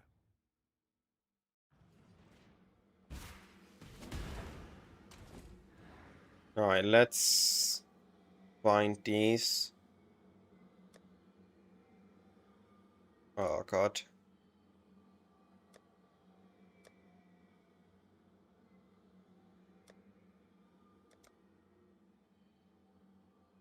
Where are my filled scarab tabs?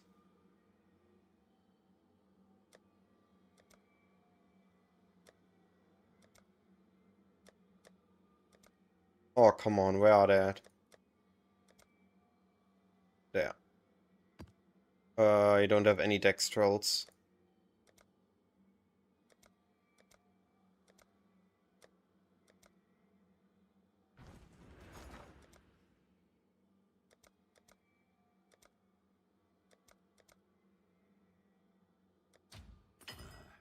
I should raise my fears.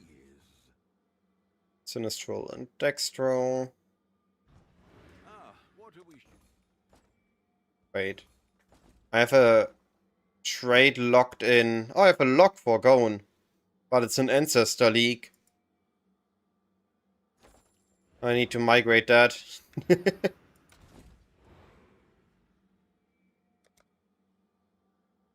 Alright.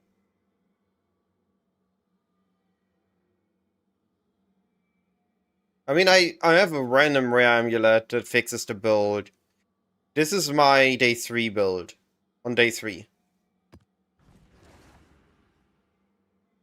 So, let's start with a simple one. Let's start with a fortress.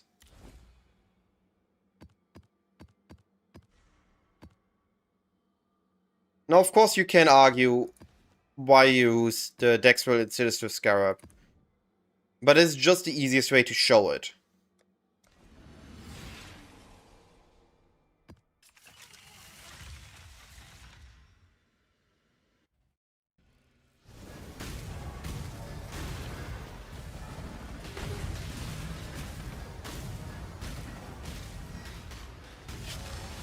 Because it adds consistency and doesn't be like, oh yeah, no, this was just because of that mod.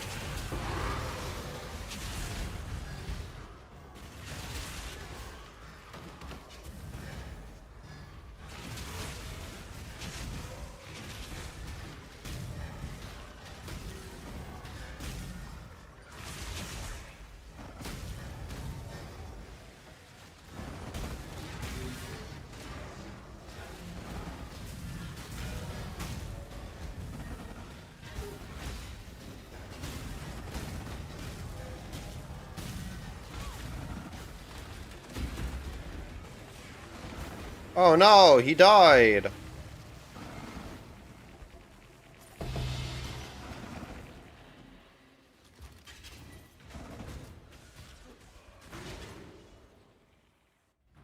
And if you... rolling the map, it just means that you need to roll for mods that don't make it too hard. But we can also go for a harder boss. like Katarina. And we do the same thing. Hold down right click, spin to win, and get to the exit.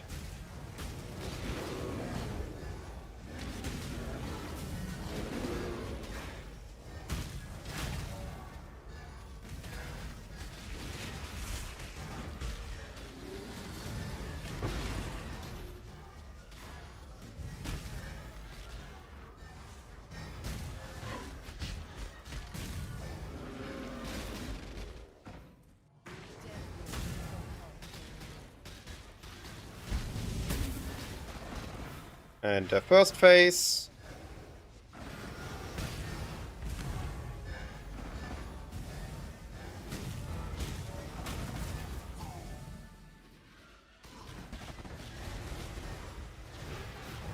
And the first minion.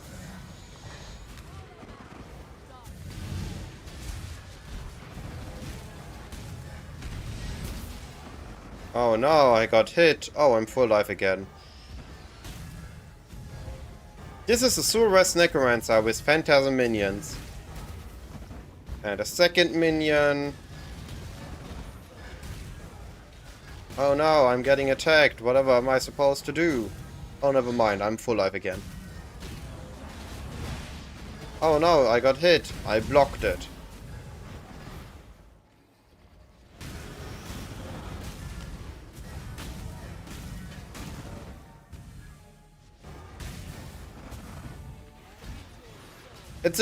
The only issue on this build is Uber Pinnacles. Because it's a double dot build, right?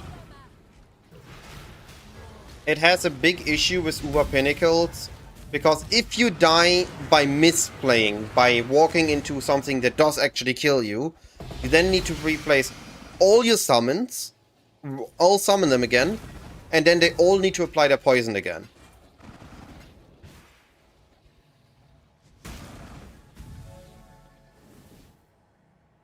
That's the only issue this build has. But if you have the proper amulet and the proper flask and you don't die, then it's fine, then it has the damage. I did on a way worse setup that cost like 10 divines. I almost killed Uber Cyrus, one of the hardest Uber Pinnacles on this build. On any build.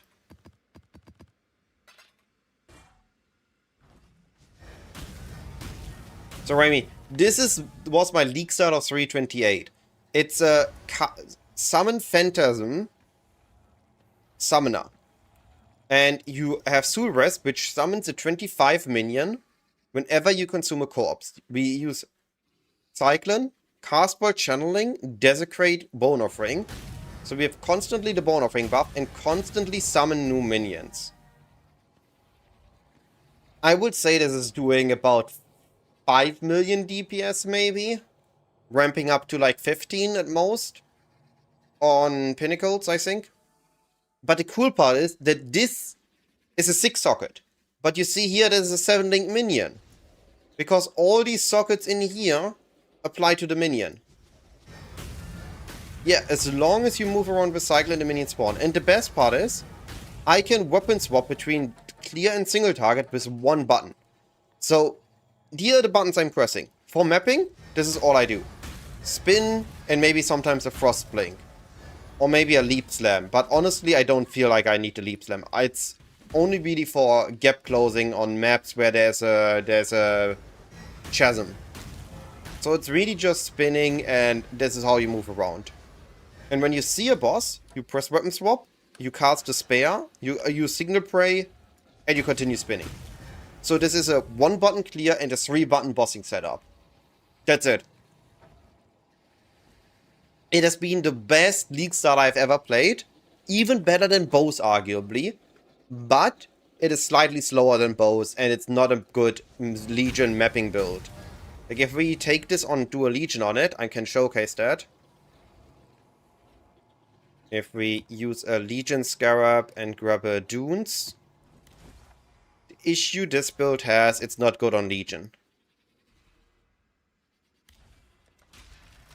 Even with the changes, it's not really great on Legion.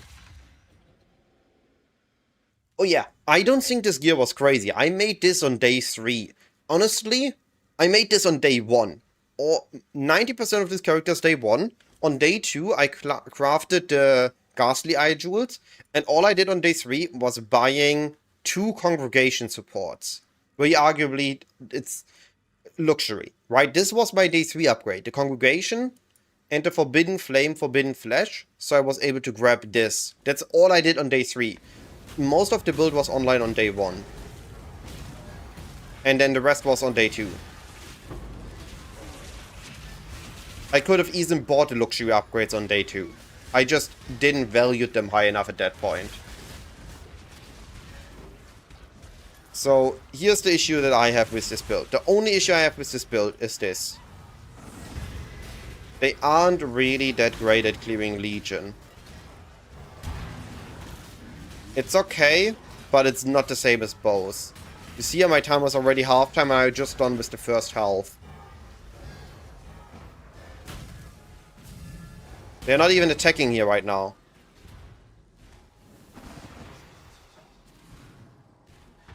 Yeah, that's my issue with Phantasm. That's the only issue I have with them. They're not good at Legion. And I want to farm Legion. Can you blame me? Can you blame me wanting to farm this amazing strategy, this satisfying league mechanic? Can you blame me that I want to farm Legion and that Phantasm isn't good at Legion? Otherwise I would be league starting this build again.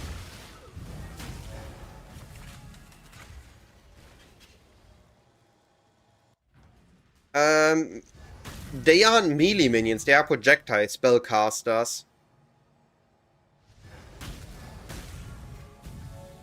Maybe it's better, but I don't want to take that risk if I can just enjoy Bow Zoom. I think this was my bow build.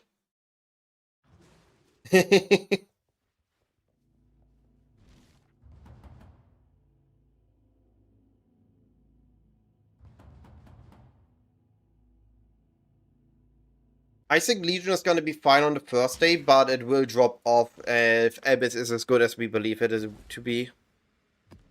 Like, this is a bow build, right? This is my fancy bow build that I test my League Start bow gaming on.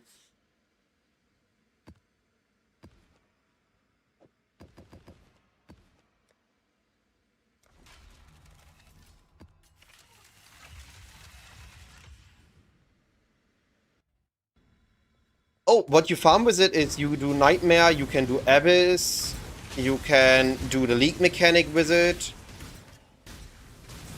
And that's fine. Right? Abyss, League mechanic, Nightmare maps.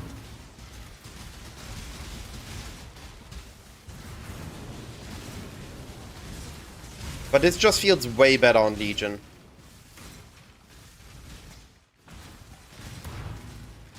And I would be done again.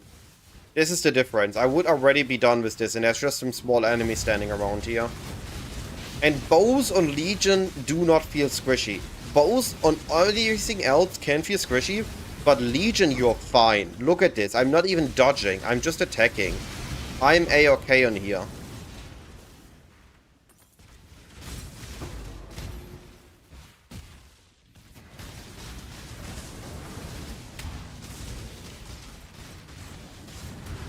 And this is the fun. This is the fun part. This is why I love bows. It feels so satisfying.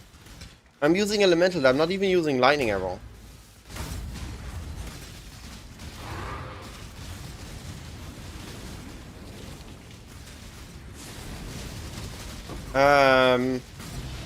Giving enemies too much poison avoidance or ailment immunity is hurting you. And no recovery on endurance charges can be annoying.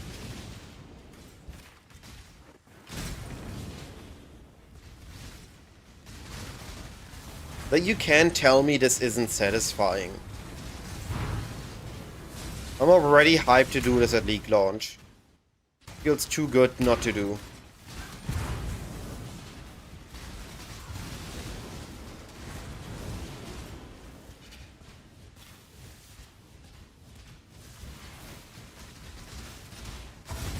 I don't really know how good the Revive Scarab is. I never actually properly tested it.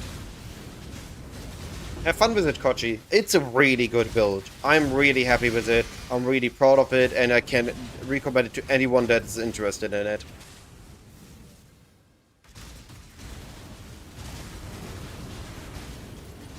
Ice Nova looks really cool. I might revisit that as well. But I think that it's more of a second build than a first one. Because it is, at least it was, the Ice Nova I played back then, super squishy. And all it was good was Legion.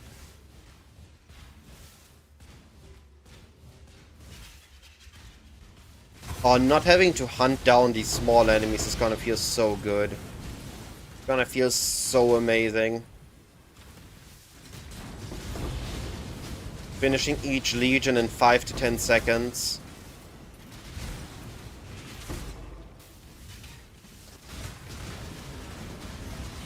I never made the endless farm properly work, cause either it felt I was crashing the instance because I was doing too many hits per second, or I wasn't killing enough. Maybe I need to do the Poison Mamba build and try it with that. How is there still a straggler? Game!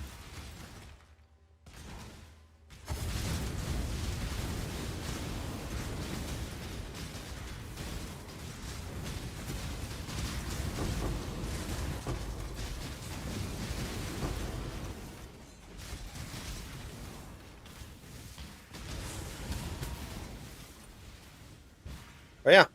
Both Dunes, Legion, it's the perfect combination. There's nothing better in this game. At least in satisfaction level. Probability-wise, there are better things. But in terms of fun?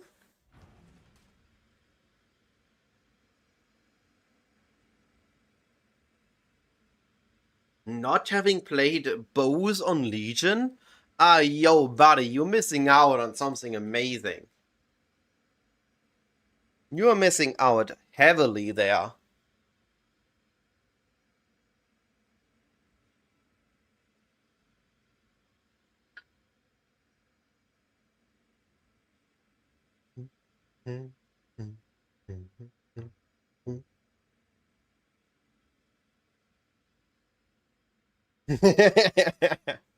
I haven't played a bow whisperer yet, Loidas.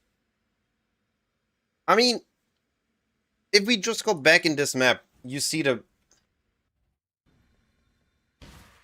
What do we get on Legion? Well, we sadly don't get incubators anymore. We get the splinters, a ton of them.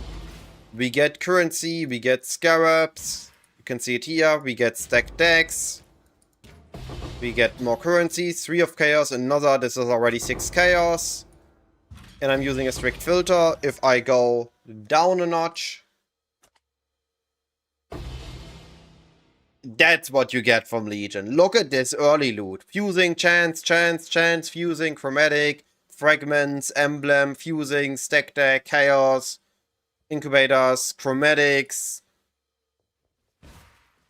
How can this not be good? Look, let's open another couple of things here.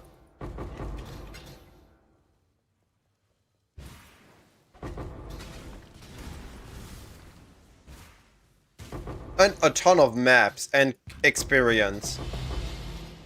And then bases.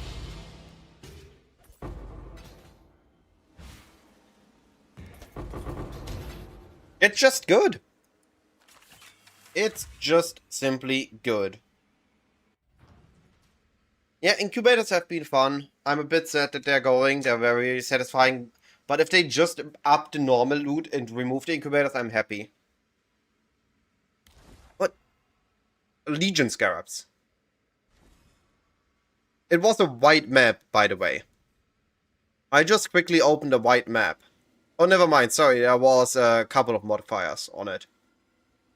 It was crit. And that's it. Like, it was a super simple map.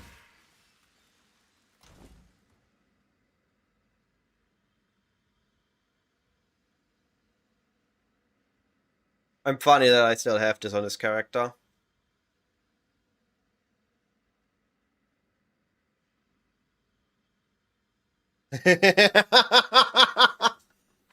Hey, listen, as long as I get my Uber carry on you for free day one, I don't mind you advertising it. But it needs to happen early day one, buddy. I'm planning to be done by hour 7 with my Atlas and just blasting. That's my goal on league start.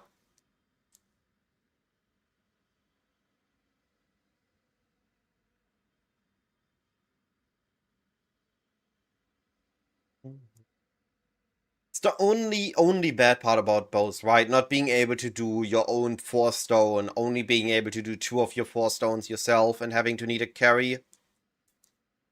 Imagine we would have had PoE 2 single target damage on PoE 1 bow builds. Imagine PoE 2 single target on PoE 1 bow builds. Having that would just be nuts. It would just be the most broken build in anything. Like, you would be able to farm the most juice content on day 1, 6 hours into the league.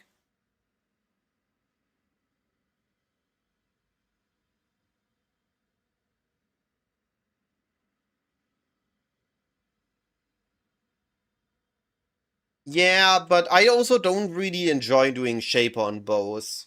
Eldar, easy. Shaper is a bit annoying. And doing the Guardians as well, especially early on, right? Once you have your gear in trade, it's better, but I would not do it in SSF. PoE 1 is the better game because bows are not the most broken build in PoE 1. What is this shadow? What blasphemy is this?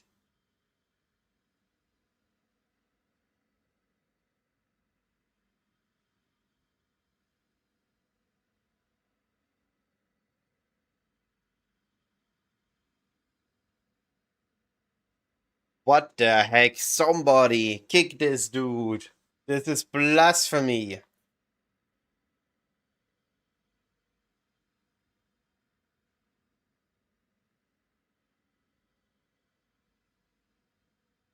So, is everybody agreeing that Abyss, Nightmare Rush,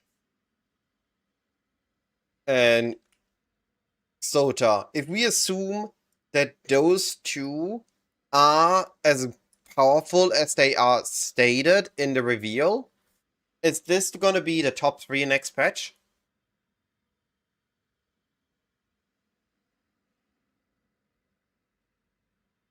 Minotaur. I mean, just keep your distance going.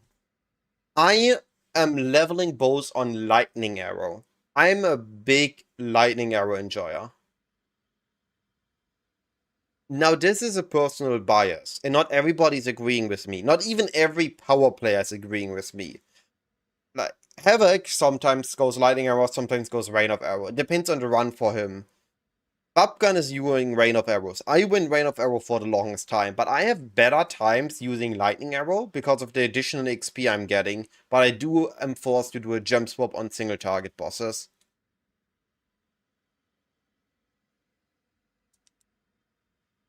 And I do think that Legion is always, if Abyss is as powerful as we assume it is, Abyss is always gonna be better than Legion.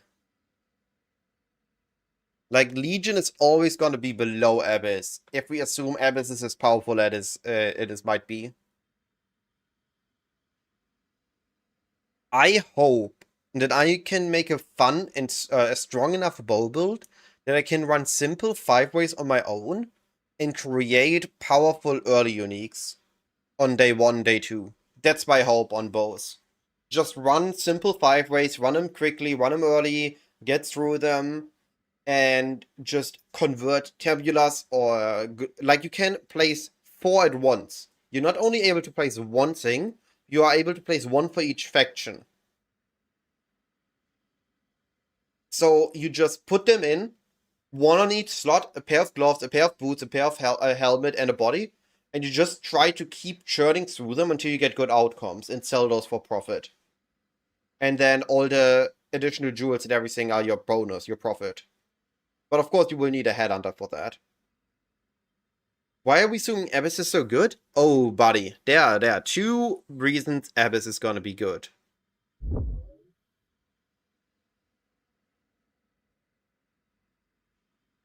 Yeah, but even with just 4, right? 1, 2, 3, 4. It's just 4 items we need.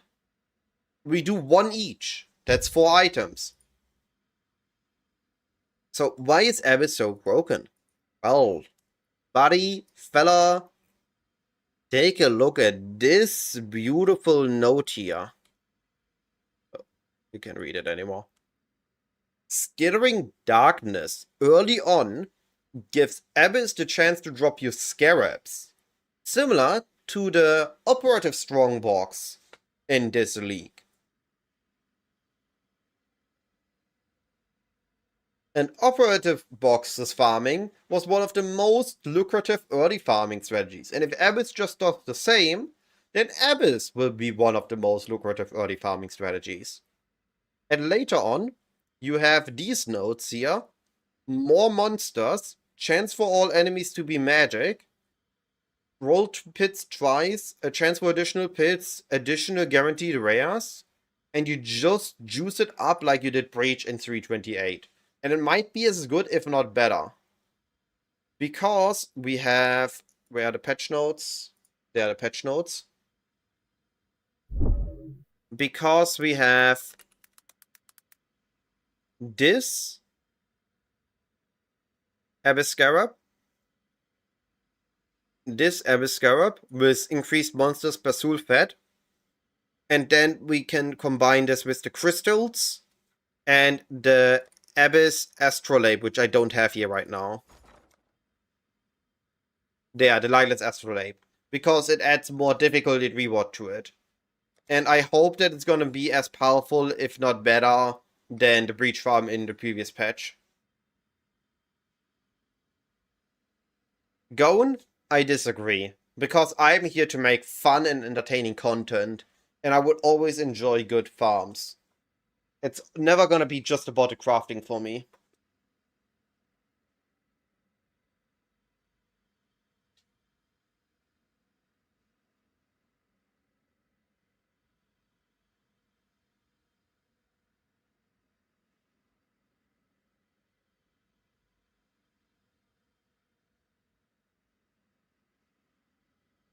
So yeah, I do believe that we found and identified the important strategies. We have them here. I should write up here. Not here.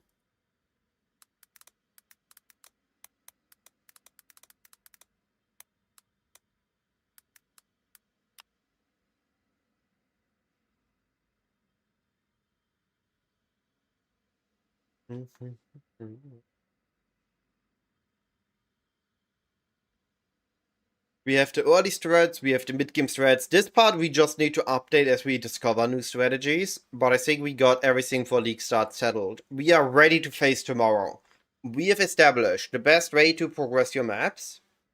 We have established a good way to get your campaign. I have the campaign layouts. I have the video on map progression. We have the map progression passive trees. We have the early game passive trees. So I think we are covered. We have everything, and of course I have made 2 good build guides for different contents of the game.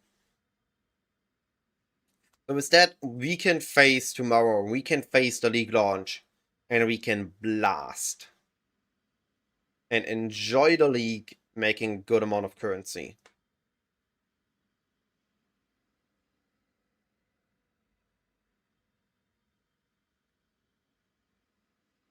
Today, I'm going to show you how to take your... Hey, stop it.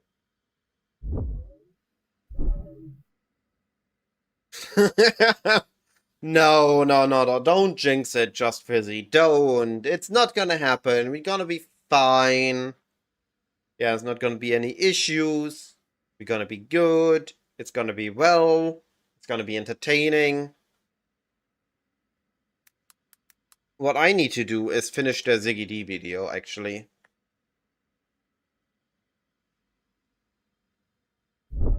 I've been watching this, but I haven't actually finished this, so we might as well becoming an do it incredibly here. flexible and powerful new archetype that spans potentially like every playstyle in the game. Yeah, There's this, a if you haven't billion checked ways you it can yet, build also Luminary. watch it at your own pace. Super It's cool. a Anyway, I digress. Ziggy's video are really good to get an insight on the earlies of a mechanic. Back to my leveling experience. The first Merc was pretty terrible, but I think even like that was pretty comparable in power to some Ascendancy's first 2 point. So this is just up to Act 3. We haven't. One interesting thing we saw is where is it?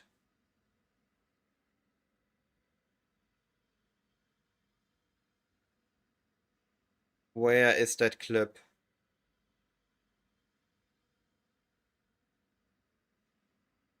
There was a moment where he killed Fairgraves.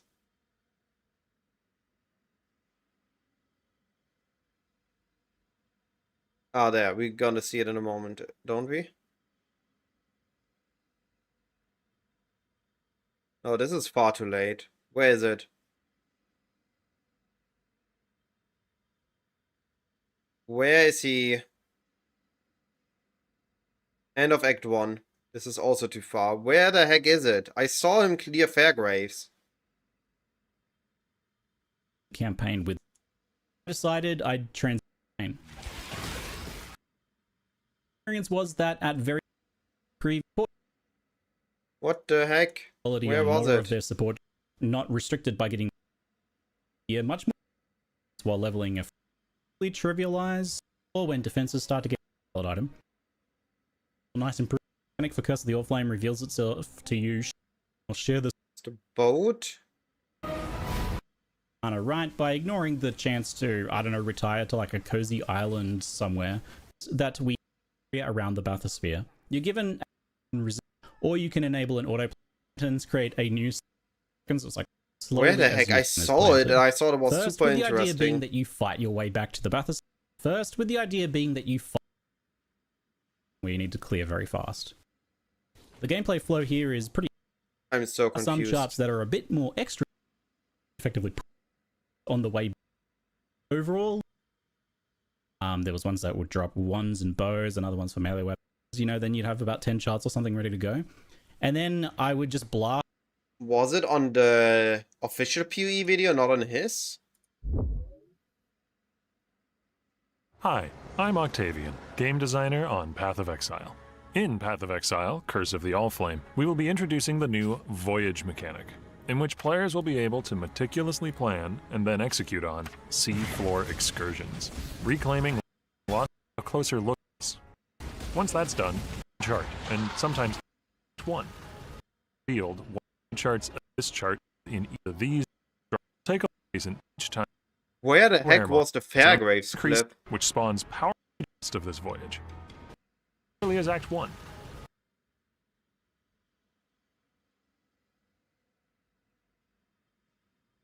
It wasn't in here. Where the heck is the Fairgraves clip? Am I going insane? Am I already not sane, Exile?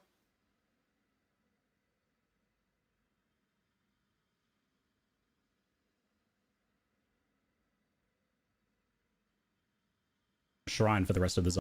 Coral always. I think maybe the Cursed Chest would drop limited experience, but for example, What the I got heck? maybe 2 good 5 links from those chests, so I think there's some, you know, kind of little subtle things going on there that maybe they can do special. The Curse of the quality Davidska. bonuses, the I knew I saw it. Where the heck is it?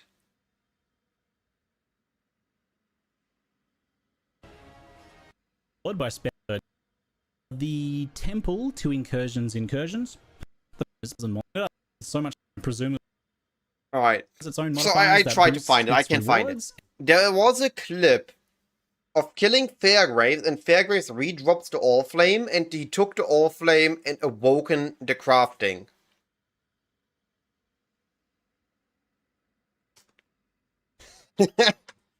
Yeah, Cyclone SEO is not good. Just use definitive.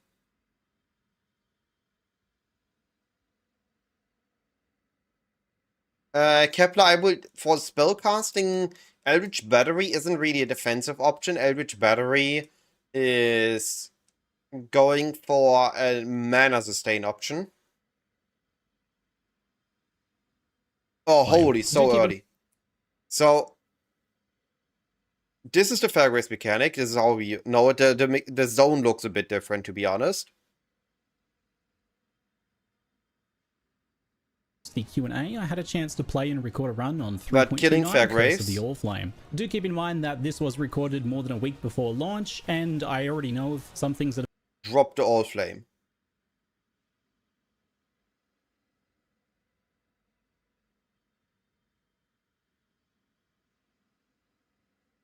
Oh, wait. Is this... This isn't Coast. This is Ship Graveyard. Look, he has already links and everything. This has to be Ship Graveyard. It just changed Ship Graveyard to force the All Flame on you. have been changed and iterated on, and I'll note those as much as I can, but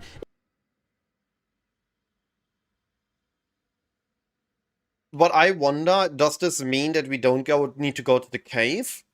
Are we just getting this at the start of the zone?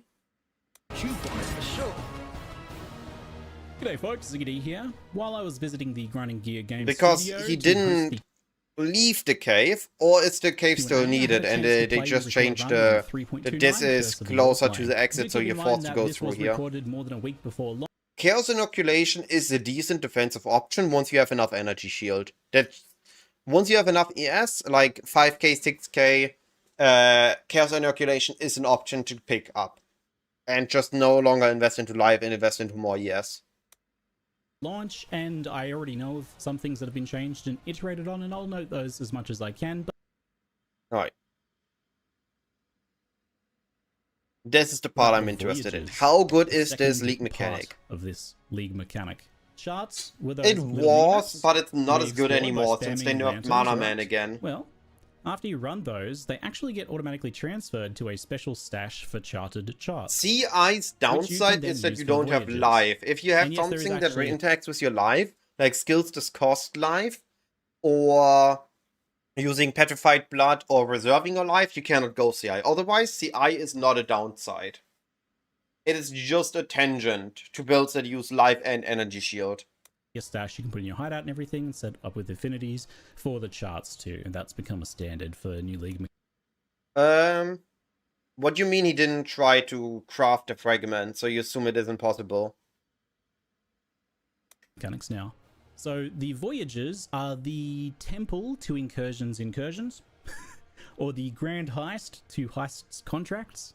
You know, you Yeah, I get the thought idea. it was It's the like bigger a version that combines more them. heisty than You take anything your else. choice of 9 charts and then throw them together Gameplay-wise, on it the looked board, and then run like a a Wildwood, giant, huge and map then filled with like 800 or so treasure locations and the thousand building it up monsters. looked like heist. Only slightly exaggerating here. It's quite massive. Yes, but if you look when he hovers them, right? They don't say unmodifiable. So I assume you can roll them.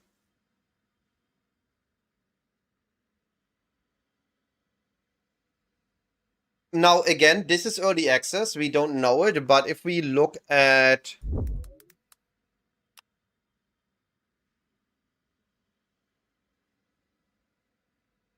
If we look here, it still doesn't say unmodifiable. And here they are rare. So I think we can roll them. Hi, I'm I ended up doing about 1 voyage and act, which was probably, no, definitely overkill, but it was fun and rewarding. It's just such a huge zone with so This is... You just saw this. These are massive. You can argue that this is a map. So these are the size of 3 maps. And they are filled with enemies. You can scarab juice them. But they all have their adjacent modifiers or voyage modifiers. So this feels similar to nightmare mapping. It might just be the endgame mapping that we're gonna be doing in the next patch. Like, these look massive. So of course there is the limit what you can do. We need to see if we can actually go all the way.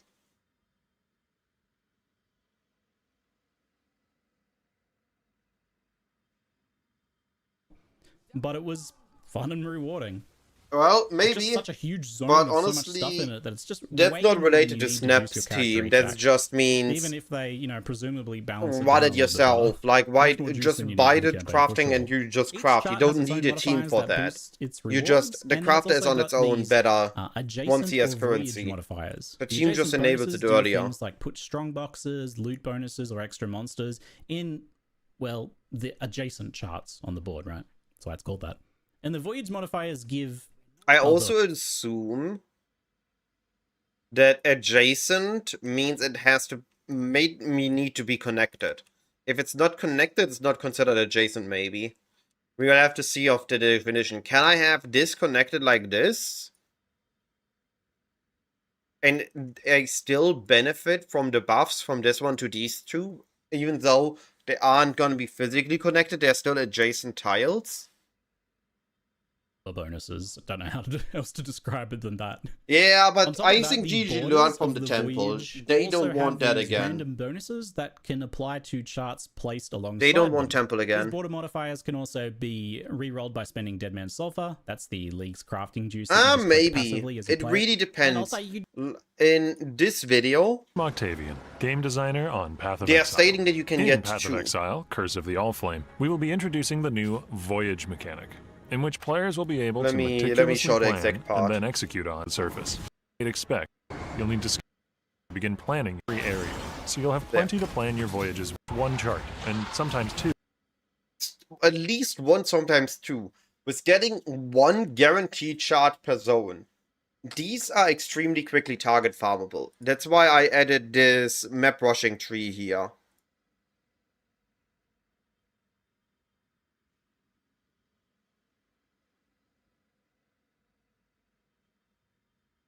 They said, spending Dead Man's Sulfur. That's the League's and this is the upload, right? Sovereign At to begin least planning your one, voyage. You'll find at least one chart, and sometimes two. sometimes two. Now, the sometimes two could mean that it scales with quantity, that it scales with map drop chance, or something. Or it's just a straight up chance, but like you, maybe 1.5, maybe 1.3, 1.2, but we have to see. But one per zone means a map rushing takes like 30-40 seconds. You can generate them really quickly. If they're worth something, there's gonna be people to generate them. We've seen this with Harvest, we've seen this with Heist, we've seen this with Metamorph, we've seen this with Ultimatum.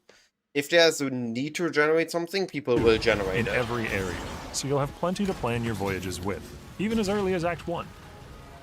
Now, each of the charts that will compose your voyage will have an implicit that If is it's revealed good, I'm once just it's gonna do charted. beast farming at These can Voyages offer on powerful at the thing on modifiers, top which and apply just either to the generate a charts bunch. adjacent to them, or to the voyage as a whole.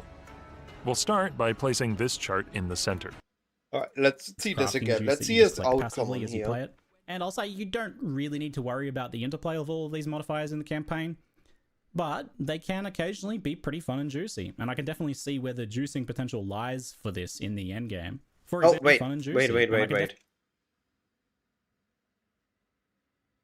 These modifiers in the campaign, but they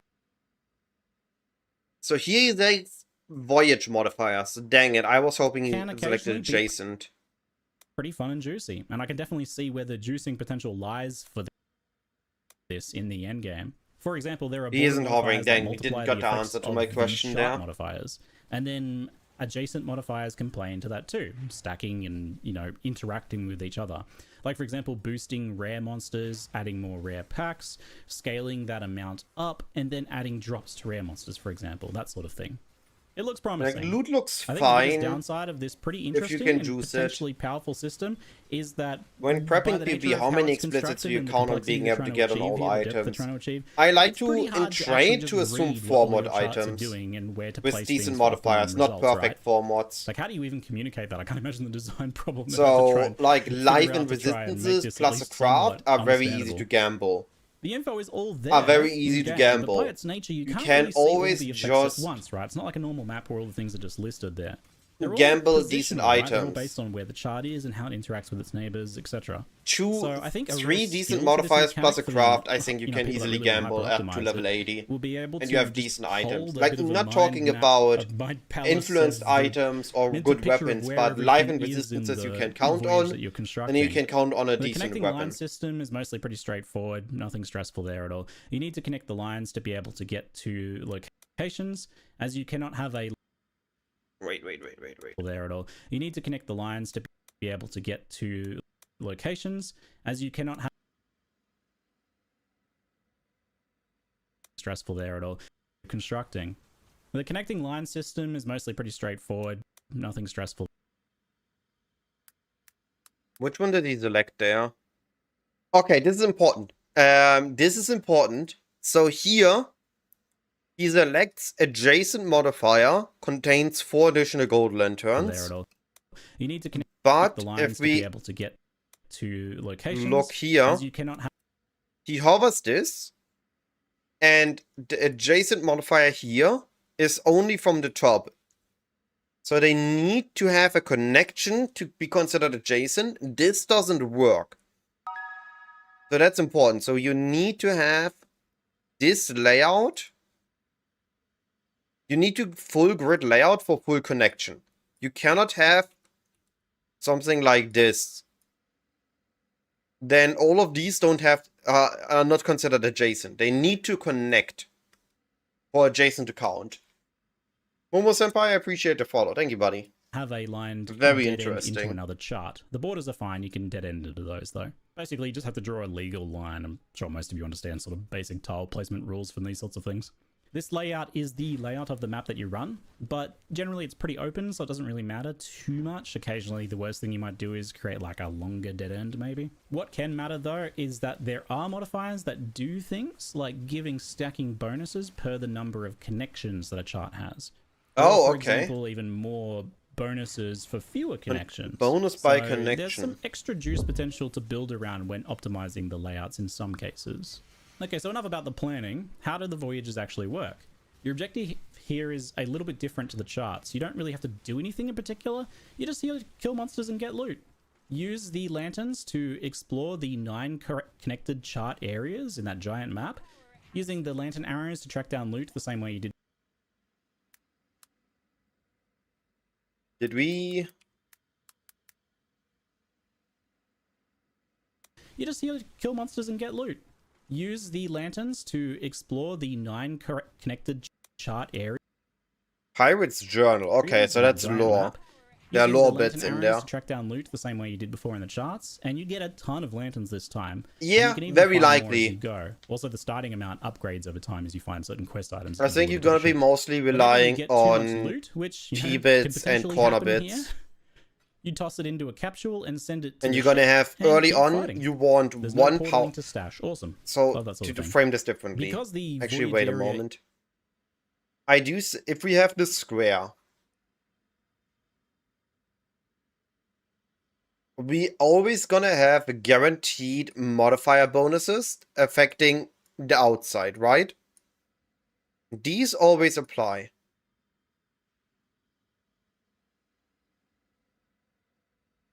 So I assume that early on, you want to go all in on one of these tiles that have good modifiers already next to them. And then use your best adjacent ones. I think this is how you're gonna approach this early. So you go all in on 1 or 2 tiles that are looking really good. And then you just use decent connections so you can actually run it. And later on, when you figured out what is powerful and what isn't, you want to have the good one. Where you're gonna fish a little bit for a good corner tiles. And then you get the full-on connection. Where you have the T connection in the middle. The all connection in the middle. And then the T connections here and here. And you have the corner connections here. So, to max juice this, you will need 1 4x for 3x T-tiles. And then for 2x L-tile for maximum juice. I think this is the max juice.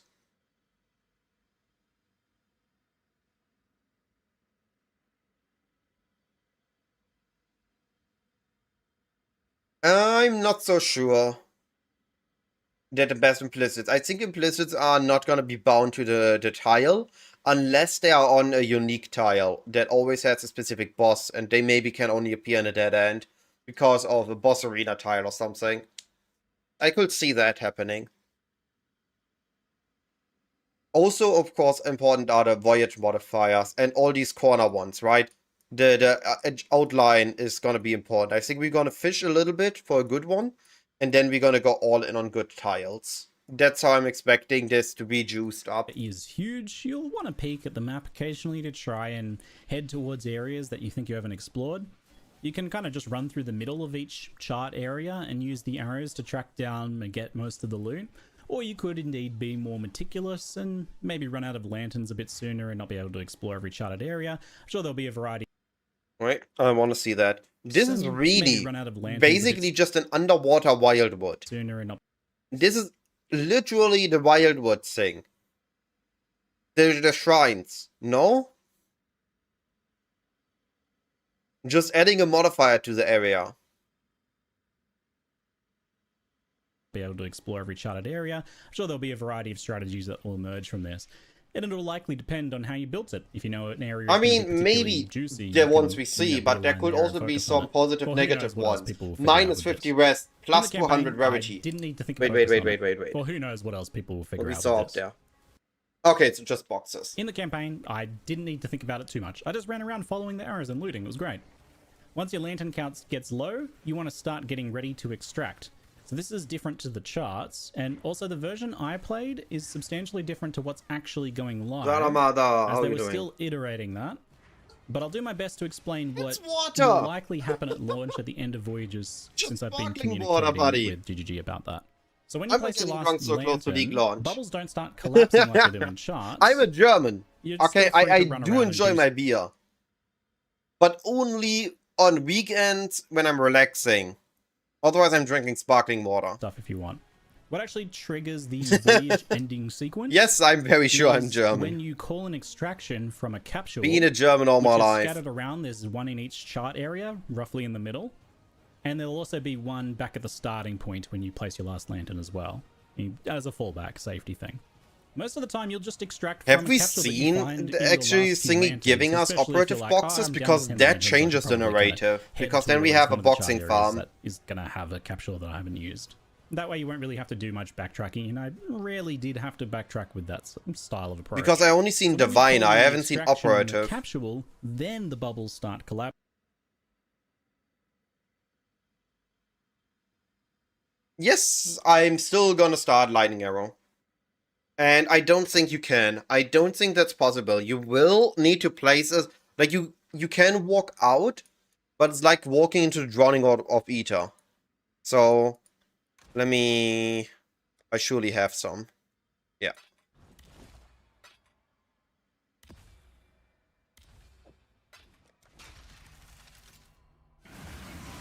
The issue is that when you...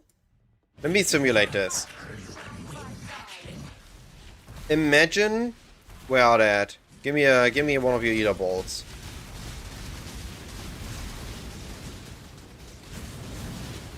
There. So imagine I'm walking outside, and this is how it's gonna be to walk outside. Oh, and you're about to die. This is... Oh. Oops.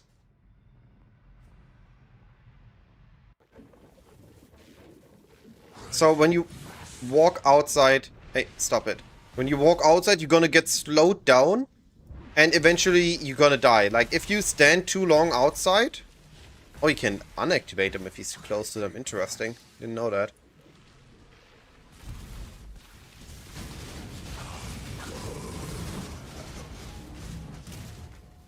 If you're too long underwater, you're just gonna get in the drown effect and you die. And that's just no good, right?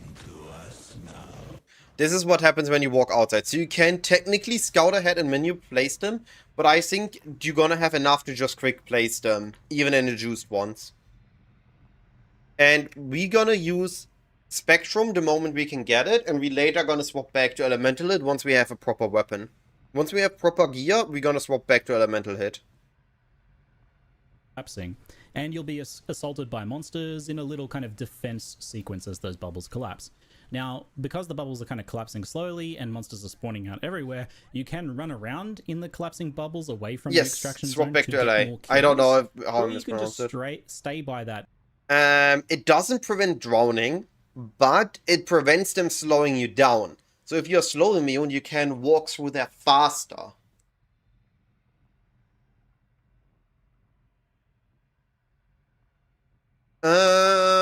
I don't think it will be. The drowning happens fairly quickly, and it's hard to turn around once it Extraction applies. And wait for the bathysphere to come just down. don't think it's gonna be. It's gonna be very niche. So you'll be able to kind of get a bit more if at all. if you want to explore around and take a little bit of a risk there, or not. Play it safe.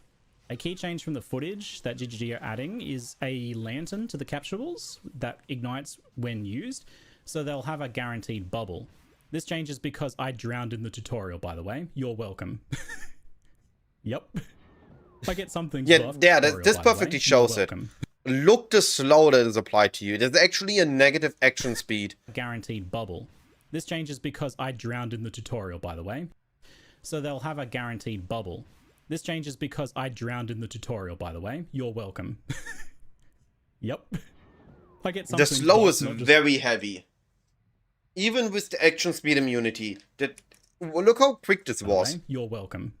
Have a guaranteed so here. Bubble. This changes 1, 2, 3. This reset for a moment. 1, 2, yep. 3. 3 seconds. Buffed, you have 3 seconds. So yeah, you're not gonna be doing any scouting. It's just a massive action speed slow.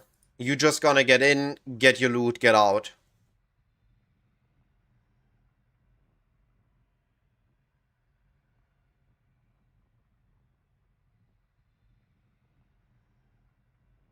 Just nerfed. Also, definitely don't judge what the extraction sequence will look like based on this, because this has changed a bunch. The extraction time has been sped up, and there'll be more enemies spawning on the extraction as well than what I tested. So Octavian said that they changed it to just be more short, intense, and active. It should be good. I kind of wanted. I was like, oh man, it would be cool if there was a bunch of rares spawning. Chaos boots on everyone. Like, watch incoming. I gotta get out of here. This is too intense. The changes they're making sound really good from the earlier version that I play tested. So once you get back to the ship after your successful extraction, or indeed after your failure, depending, you might lose some stuff if you die. I believe what you're carrying, but anything you extracted will be safe. But once you get back, you can loot anything that comes out from the spiral, just from the little bit of killing at the end, or anything that you sent back via the capsule thing that you can loot from.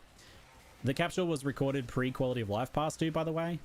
The initial version, you couldn't even control click stuff, which was very painful. But that'll definitely work, and they've added a take all button, and apparently even some kind of stash transfer you got an Arakalis in there. That's good.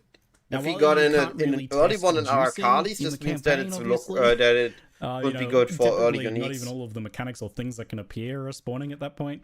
I did still do a couple test voyages at level 60-ish.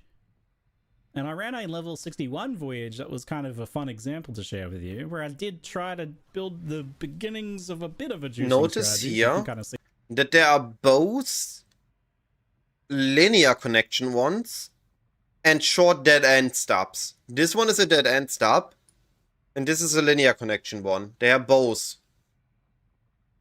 With you, where I did try to build the beginnings of a bit of a juicing strategy, so you can kind of see what sort of things might be possible.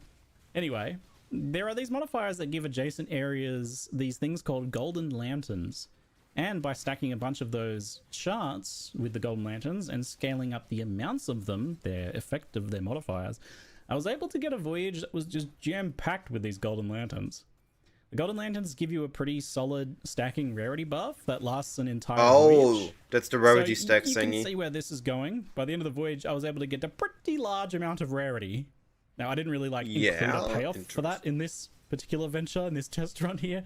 Like, you'd want to add something like a bunch of rare monsters Interesting to rarity cull indeed. with them, obviously, to actually get a Bunch payout of from that rarity, sort of and then thing. you But it need was a to pretty fun get glimpse some into the out possibilities, payoff. I Yeah, think, and I enjoyed it could watching be them one of the develop. ways to do Side note, this. there are those special gold text charts, and they often have things like has pillars in it or something, but what that actually means is, you know, there's a bunch of rare starfish on those pillars, so there's like tons of added rare monsters to the map.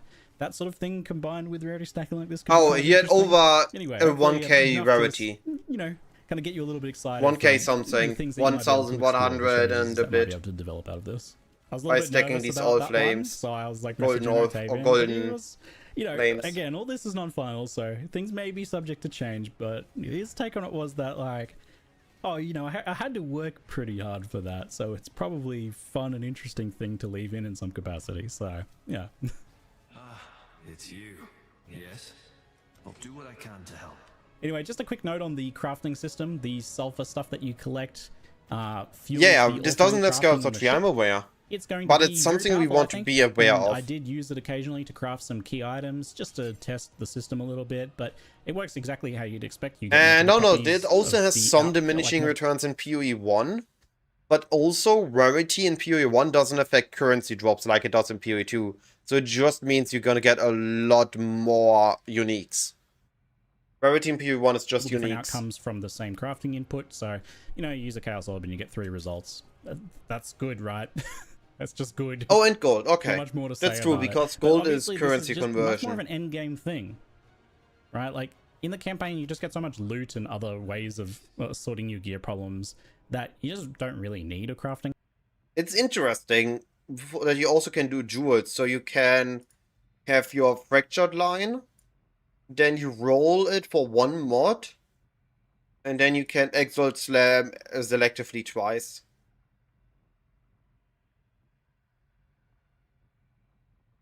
Yeah, I don't think it helps with Inner Cores. It helps with T0 drops, but not In with system raw like currency. This is much more of an end game activity. That's not to say it'll be a late game crafting system only, though, because I think this new crafting will scale I mean, to it could be all both crafting ways. It could project just be tiers. that I can Imprint easily Beast see got works 3 very times nicely more for entry-level expensive. crafts just to make the most of like an essence Because of fossil it's craft, for this example, is to the get some easier nice to starter get. gear cheaply. The easier Also, to some get theory thing crafting is like the the cheap strategy thing, and using the harder to get recipes thing to is get going up plus in one, value. If gems something on the amplifies scepter, its and then effect. just using this We craft see it to, with like, really Morrigan's. get a really solid Morrigan item is the to more start with. expensive beast And it's instead obviously worked of very well using for the mid-budget and Imprint high-end Beast stuff as well. for There's Hinacross just locking a not much magic to say item. about it for the campaign, though, so that's why I haven't really like talked about it or demonstrated it much more, because you know how it's going to work. Anyway, my final thoughts. By its very nature, Curse of the Oriflamme will be divisive because it's a larger out-of-map mechanic that's a bit complicated. And, in my opinion, that's a good thing. This is the secret sauce of Path of Exile, this sort of thing. The worst thing they could do is make something safe, tepid, and boring. It's better to have some players not like the mechanic or even outright hate it, but take some risks in its design to make a mechanic that some people will fall madly in love with. You know what this also means, though? This is an underwater area, and they said they had the underwater assets laying around. Are we gonna go underwater in PoE 2 as well? Because they have to have the assets somewhere. So are those PoE 2 assets, are we going underwater in Act 5 or Act 6? Is that what's gonna be happening? Yes, we know what it does. Let me jump back. Mechanic, by demonstrated it much more. So, I don't know if it needs to reach 0 or if it needs to reach full, but when it is done, you cannot use Vesper for crafting anymore. Oh, okay. I thought it's just that you can't use it anymore. But I guess it's just, that you get worse outcomes then. I haven't watched the Q&A. I just made an assumption based on, because it felt very similar to last Epoch crafting. The more you do it, at some point you just can't do it anymore on an item. But if it's just worse outcomes, also makes sense.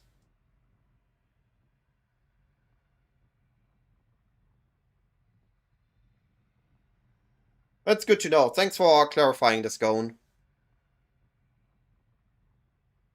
So yeah, once you have reached 100, it's basically you no longer can use this mechanic.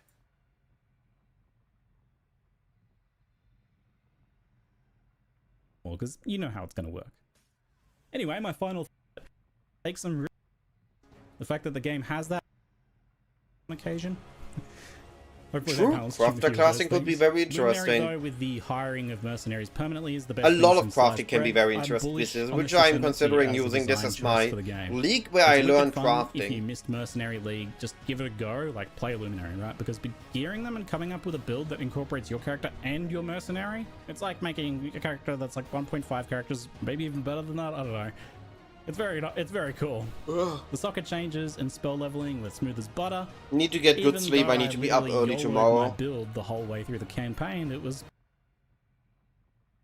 No, I think it's gonna be a good mechanic. I think it's gonna be some sort of juiceable. I don't know how we're gonna place it compared to other endgame farms. Like, if this is the bottom line of farms and if it's the ceiling, I expect it to be somewhere around here, while I expect Abyss to be up here. I expect Abyss to be up here. I expect Harvest Late League to be up here. I expect Beast to be around here. And I expect this to be about here, where I expect Legion maybe here.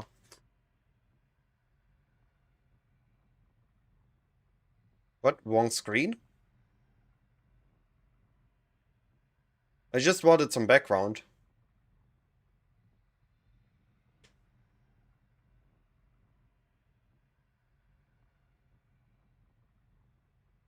If we just assume this is good crafting, like an Axis, good farms and bad farms, then I'm expecting all of these to be good farms. I don't think wording. They confirmed in the Q&A that those are tradable. You can just mass buy them. You don't need to self-farm.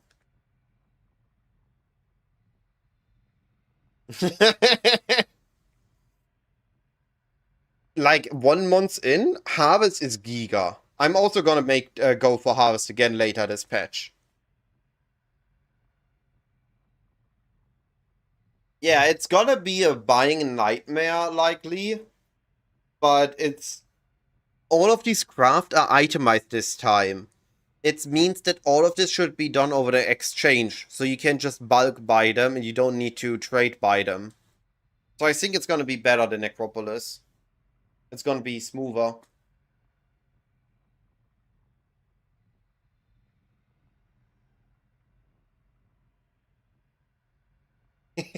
I don't think they have to. I think they can just buy everything over the exchange.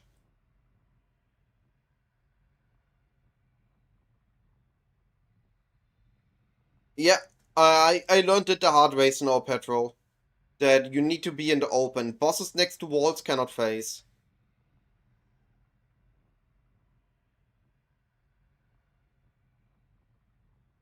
That's true. If only the crafting currency is valuable in there, then it's gonna be the primary outcome and people are gonna price it up. I personally am fine with them removing synth implicits, with the exception that in-stacking, which is a build I enjoyed quite a bit, right? It's also one of my best builds I've ever made. It even got my original Cyclone name. This is gone. The top end of builds. So if we say that 328 top end was up here, then it's now up here. This is now the top end of builds. We still have voices, original sin, we have corrupted uniques, and we can still hyper corrupt rare items. But the top end got more expensive because of corruption, and it got lowered because the corrupted are a selected outcome of all the sins, and not just the good ones, right? And not all the good ones. Like in-stacking implicits are gone.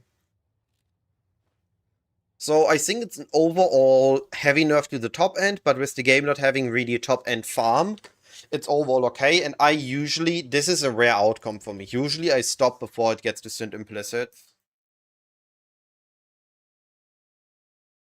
And yeah, I think we're gonna see items, just good corrupted items being sold for a Mirror Plus. Because that's just gonna be how most builds are gonna end. One big issue I have, if valuable good uniques, let's say this is our unique body, right? We have the arms here, the head, and this now has a really good corrupt. And I'm using this in my guide because I'm utilizing this this corrupt in a specific way. And now I'm making this in a guide, and some person is just buying all of them up and relisting them for 5x the value. It could be that that some builds will suddenly jump up in price because the base gets bought up to corrupt, or the corrupt gets priced a lot.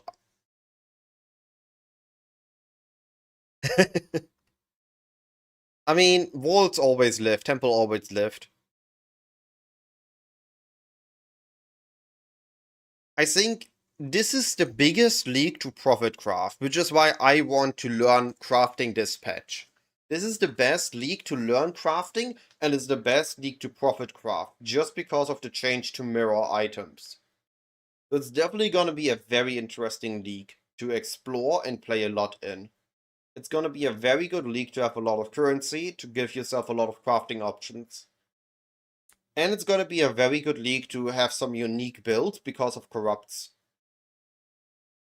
So yeah, I think it's gonna be a really interesting expansion. So, what's everyone gonna be doing at League Launch now? How many people are joining me on the bow enjoyment?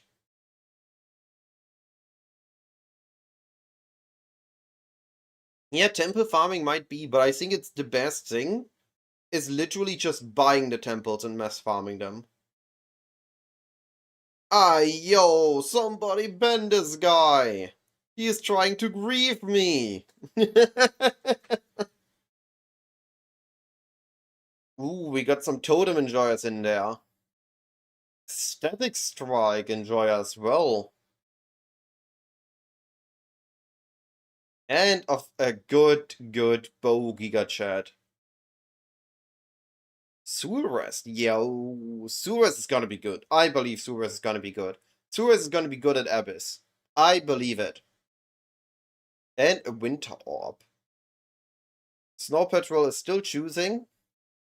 I might go up. Avatar of Fire. Why Avatar of Fire, HyperX?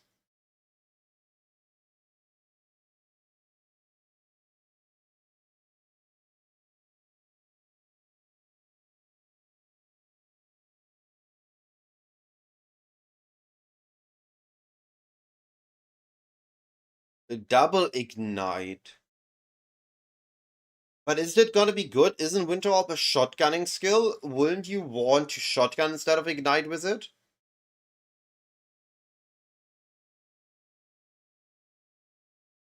AFK Uber-Elders. How are you gonna AFK Uber-Elder?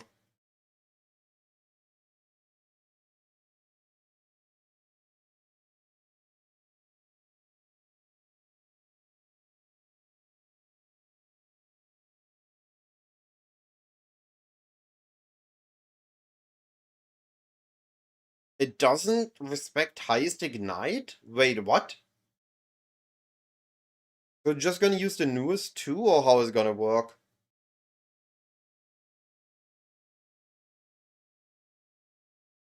Oh, okay, so you just do a chieftain. Interesting.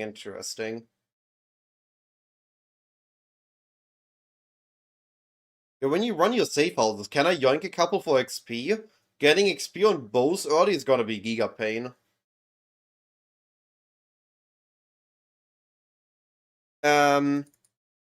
Exarch Altars requires the Void Stone, so that you sustain your maps, right? So once you're done with your completion, you want to lock down on one map that is good. Like here, Jungle Valley. Where is it? Wait, what? Where's my jungle valley? There. So you have this as a T16, so you get T16s dropped in this quadrant. And also, the Voidstone gives you the chance for the addition 25% chance for an additional downside and upside. It's too good not to have that additional upside. Right? It's just more rewards. Not having 25% chance for more rewards means 25% less rewards.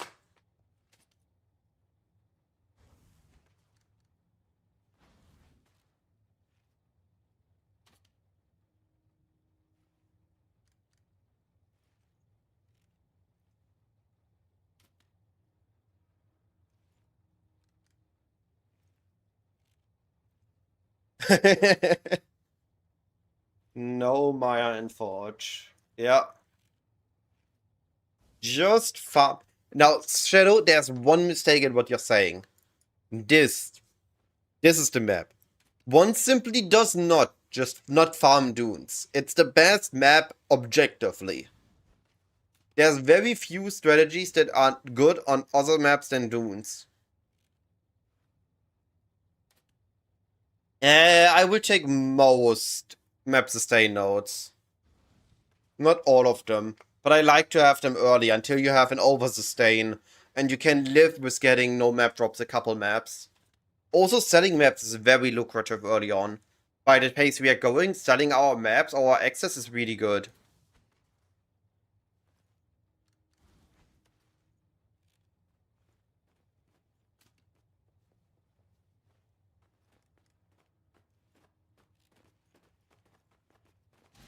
It's gonna be an amazing time to be a Dunes enjoyer next patch. Oh, we're gonna be fine, Fel. We're gonna be fast on it. Yo, nice prayer. 3-hour campaign, that's amazing. So if I think Dunes is great, Jungle Valley for its option is great, but my highest played map this season was Haunted Mansion. Objectively, the best map for Mirage was Haunted Mansion. It just halved your time per map, and it even had allowed you to do budget boxes. I farmed this map like crazy.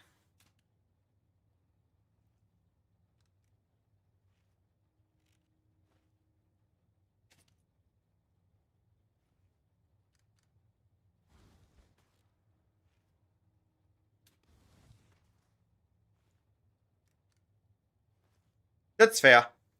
Yeah, I get you. I barely did Breach until I did Ancestor League, and then I only farmed a couple days of Breach. So I only did like couple hundred Breach maps, while I did several more hundred boxes. Like I farmed boxes for 4 days straight.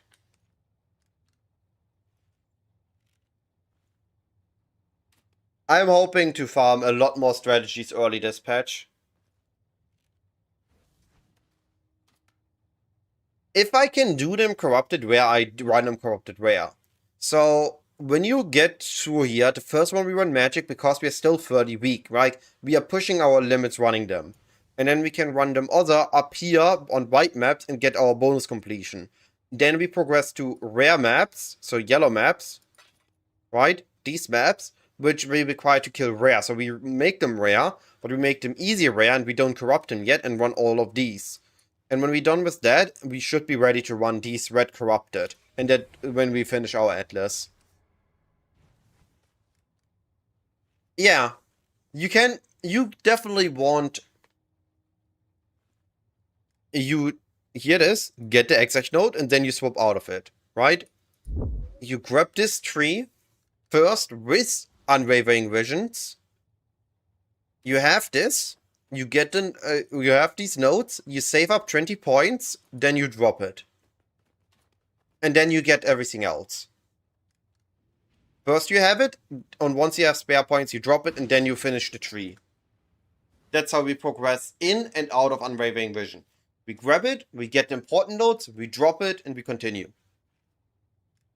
But you also don't get any scarabs dropped, Fel. all the Exarch altars with scare rewards you cannot get. That's why we want to drop it ASAP again. We want it for the fast progression, but once we are established on T16s, we want to drop it so we get random scarab drops that we can either sell or build up a scarab pool with.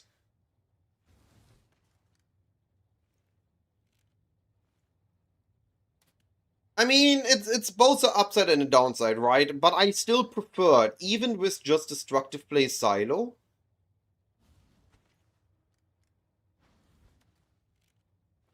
I will prefer destructive play silo over having to run all the annoying layouts in PoE 2.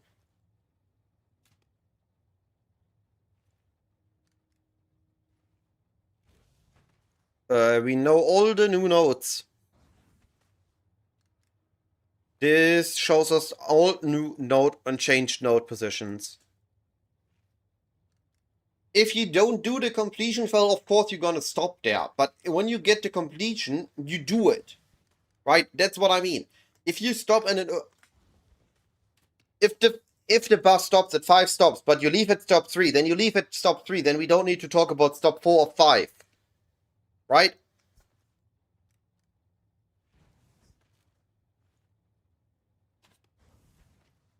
If I'm talking about the whole bus journey and explain it, but you stop on early, then you stop early. That's okay. I dropped my water bottle again.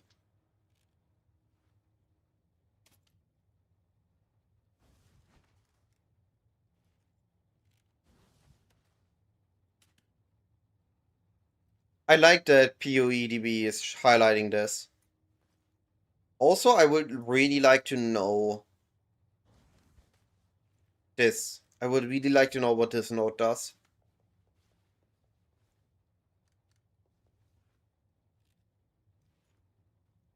Wait a moment. This is just brain rot. They added brain rot into the game.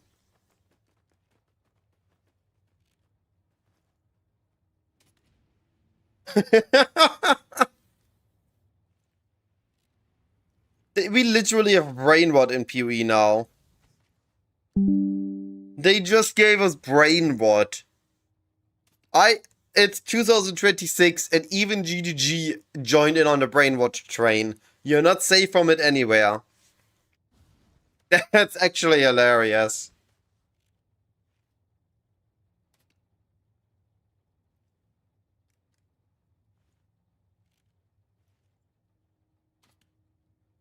I wonder how big the domain is.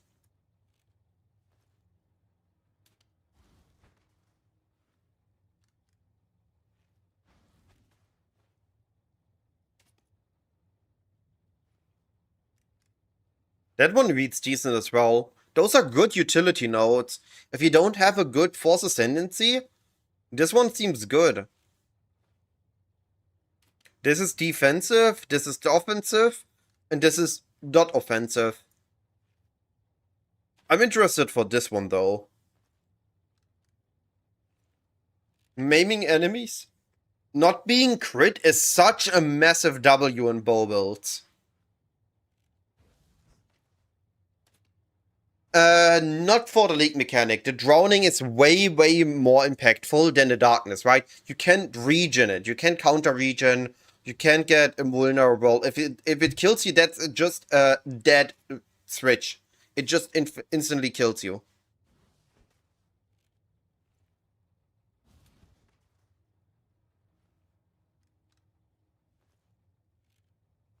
Poison Flicker Brain Rot. Yo, we have entered the Brain Rot age.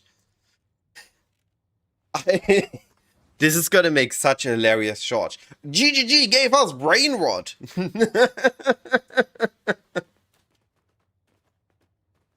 I need to unlock this actually in-game and then just make a video about it. GGG added Brain Rot to Path of Exile.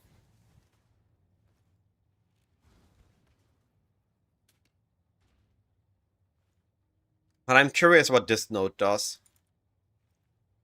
It's the one we don't know. But also this one is only added later on, so it's not like we have an urgency to figure this out. Alright, chat. We are about to hit 10 p.m. my time. I need to be up at 6 in the morning tomorrow so that I have my 8 hours of healthy sleep because I'm a responsible person as long as League doesn't start. I need some sleep. I need to get some sleep. I appreciate everyone watching. I appreciate everyone's input on the Atlas strategy. I think we got a pretty good sheet. I think we are ready for the next patch. So everyone, have a wonderful evening. And I'll be back tomorrow at League start. It's finally tomorrow.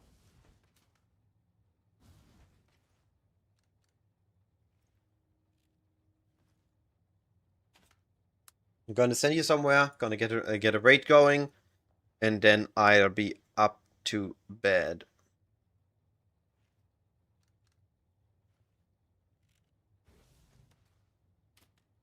I know where we're going. To our good buddy, Trevik.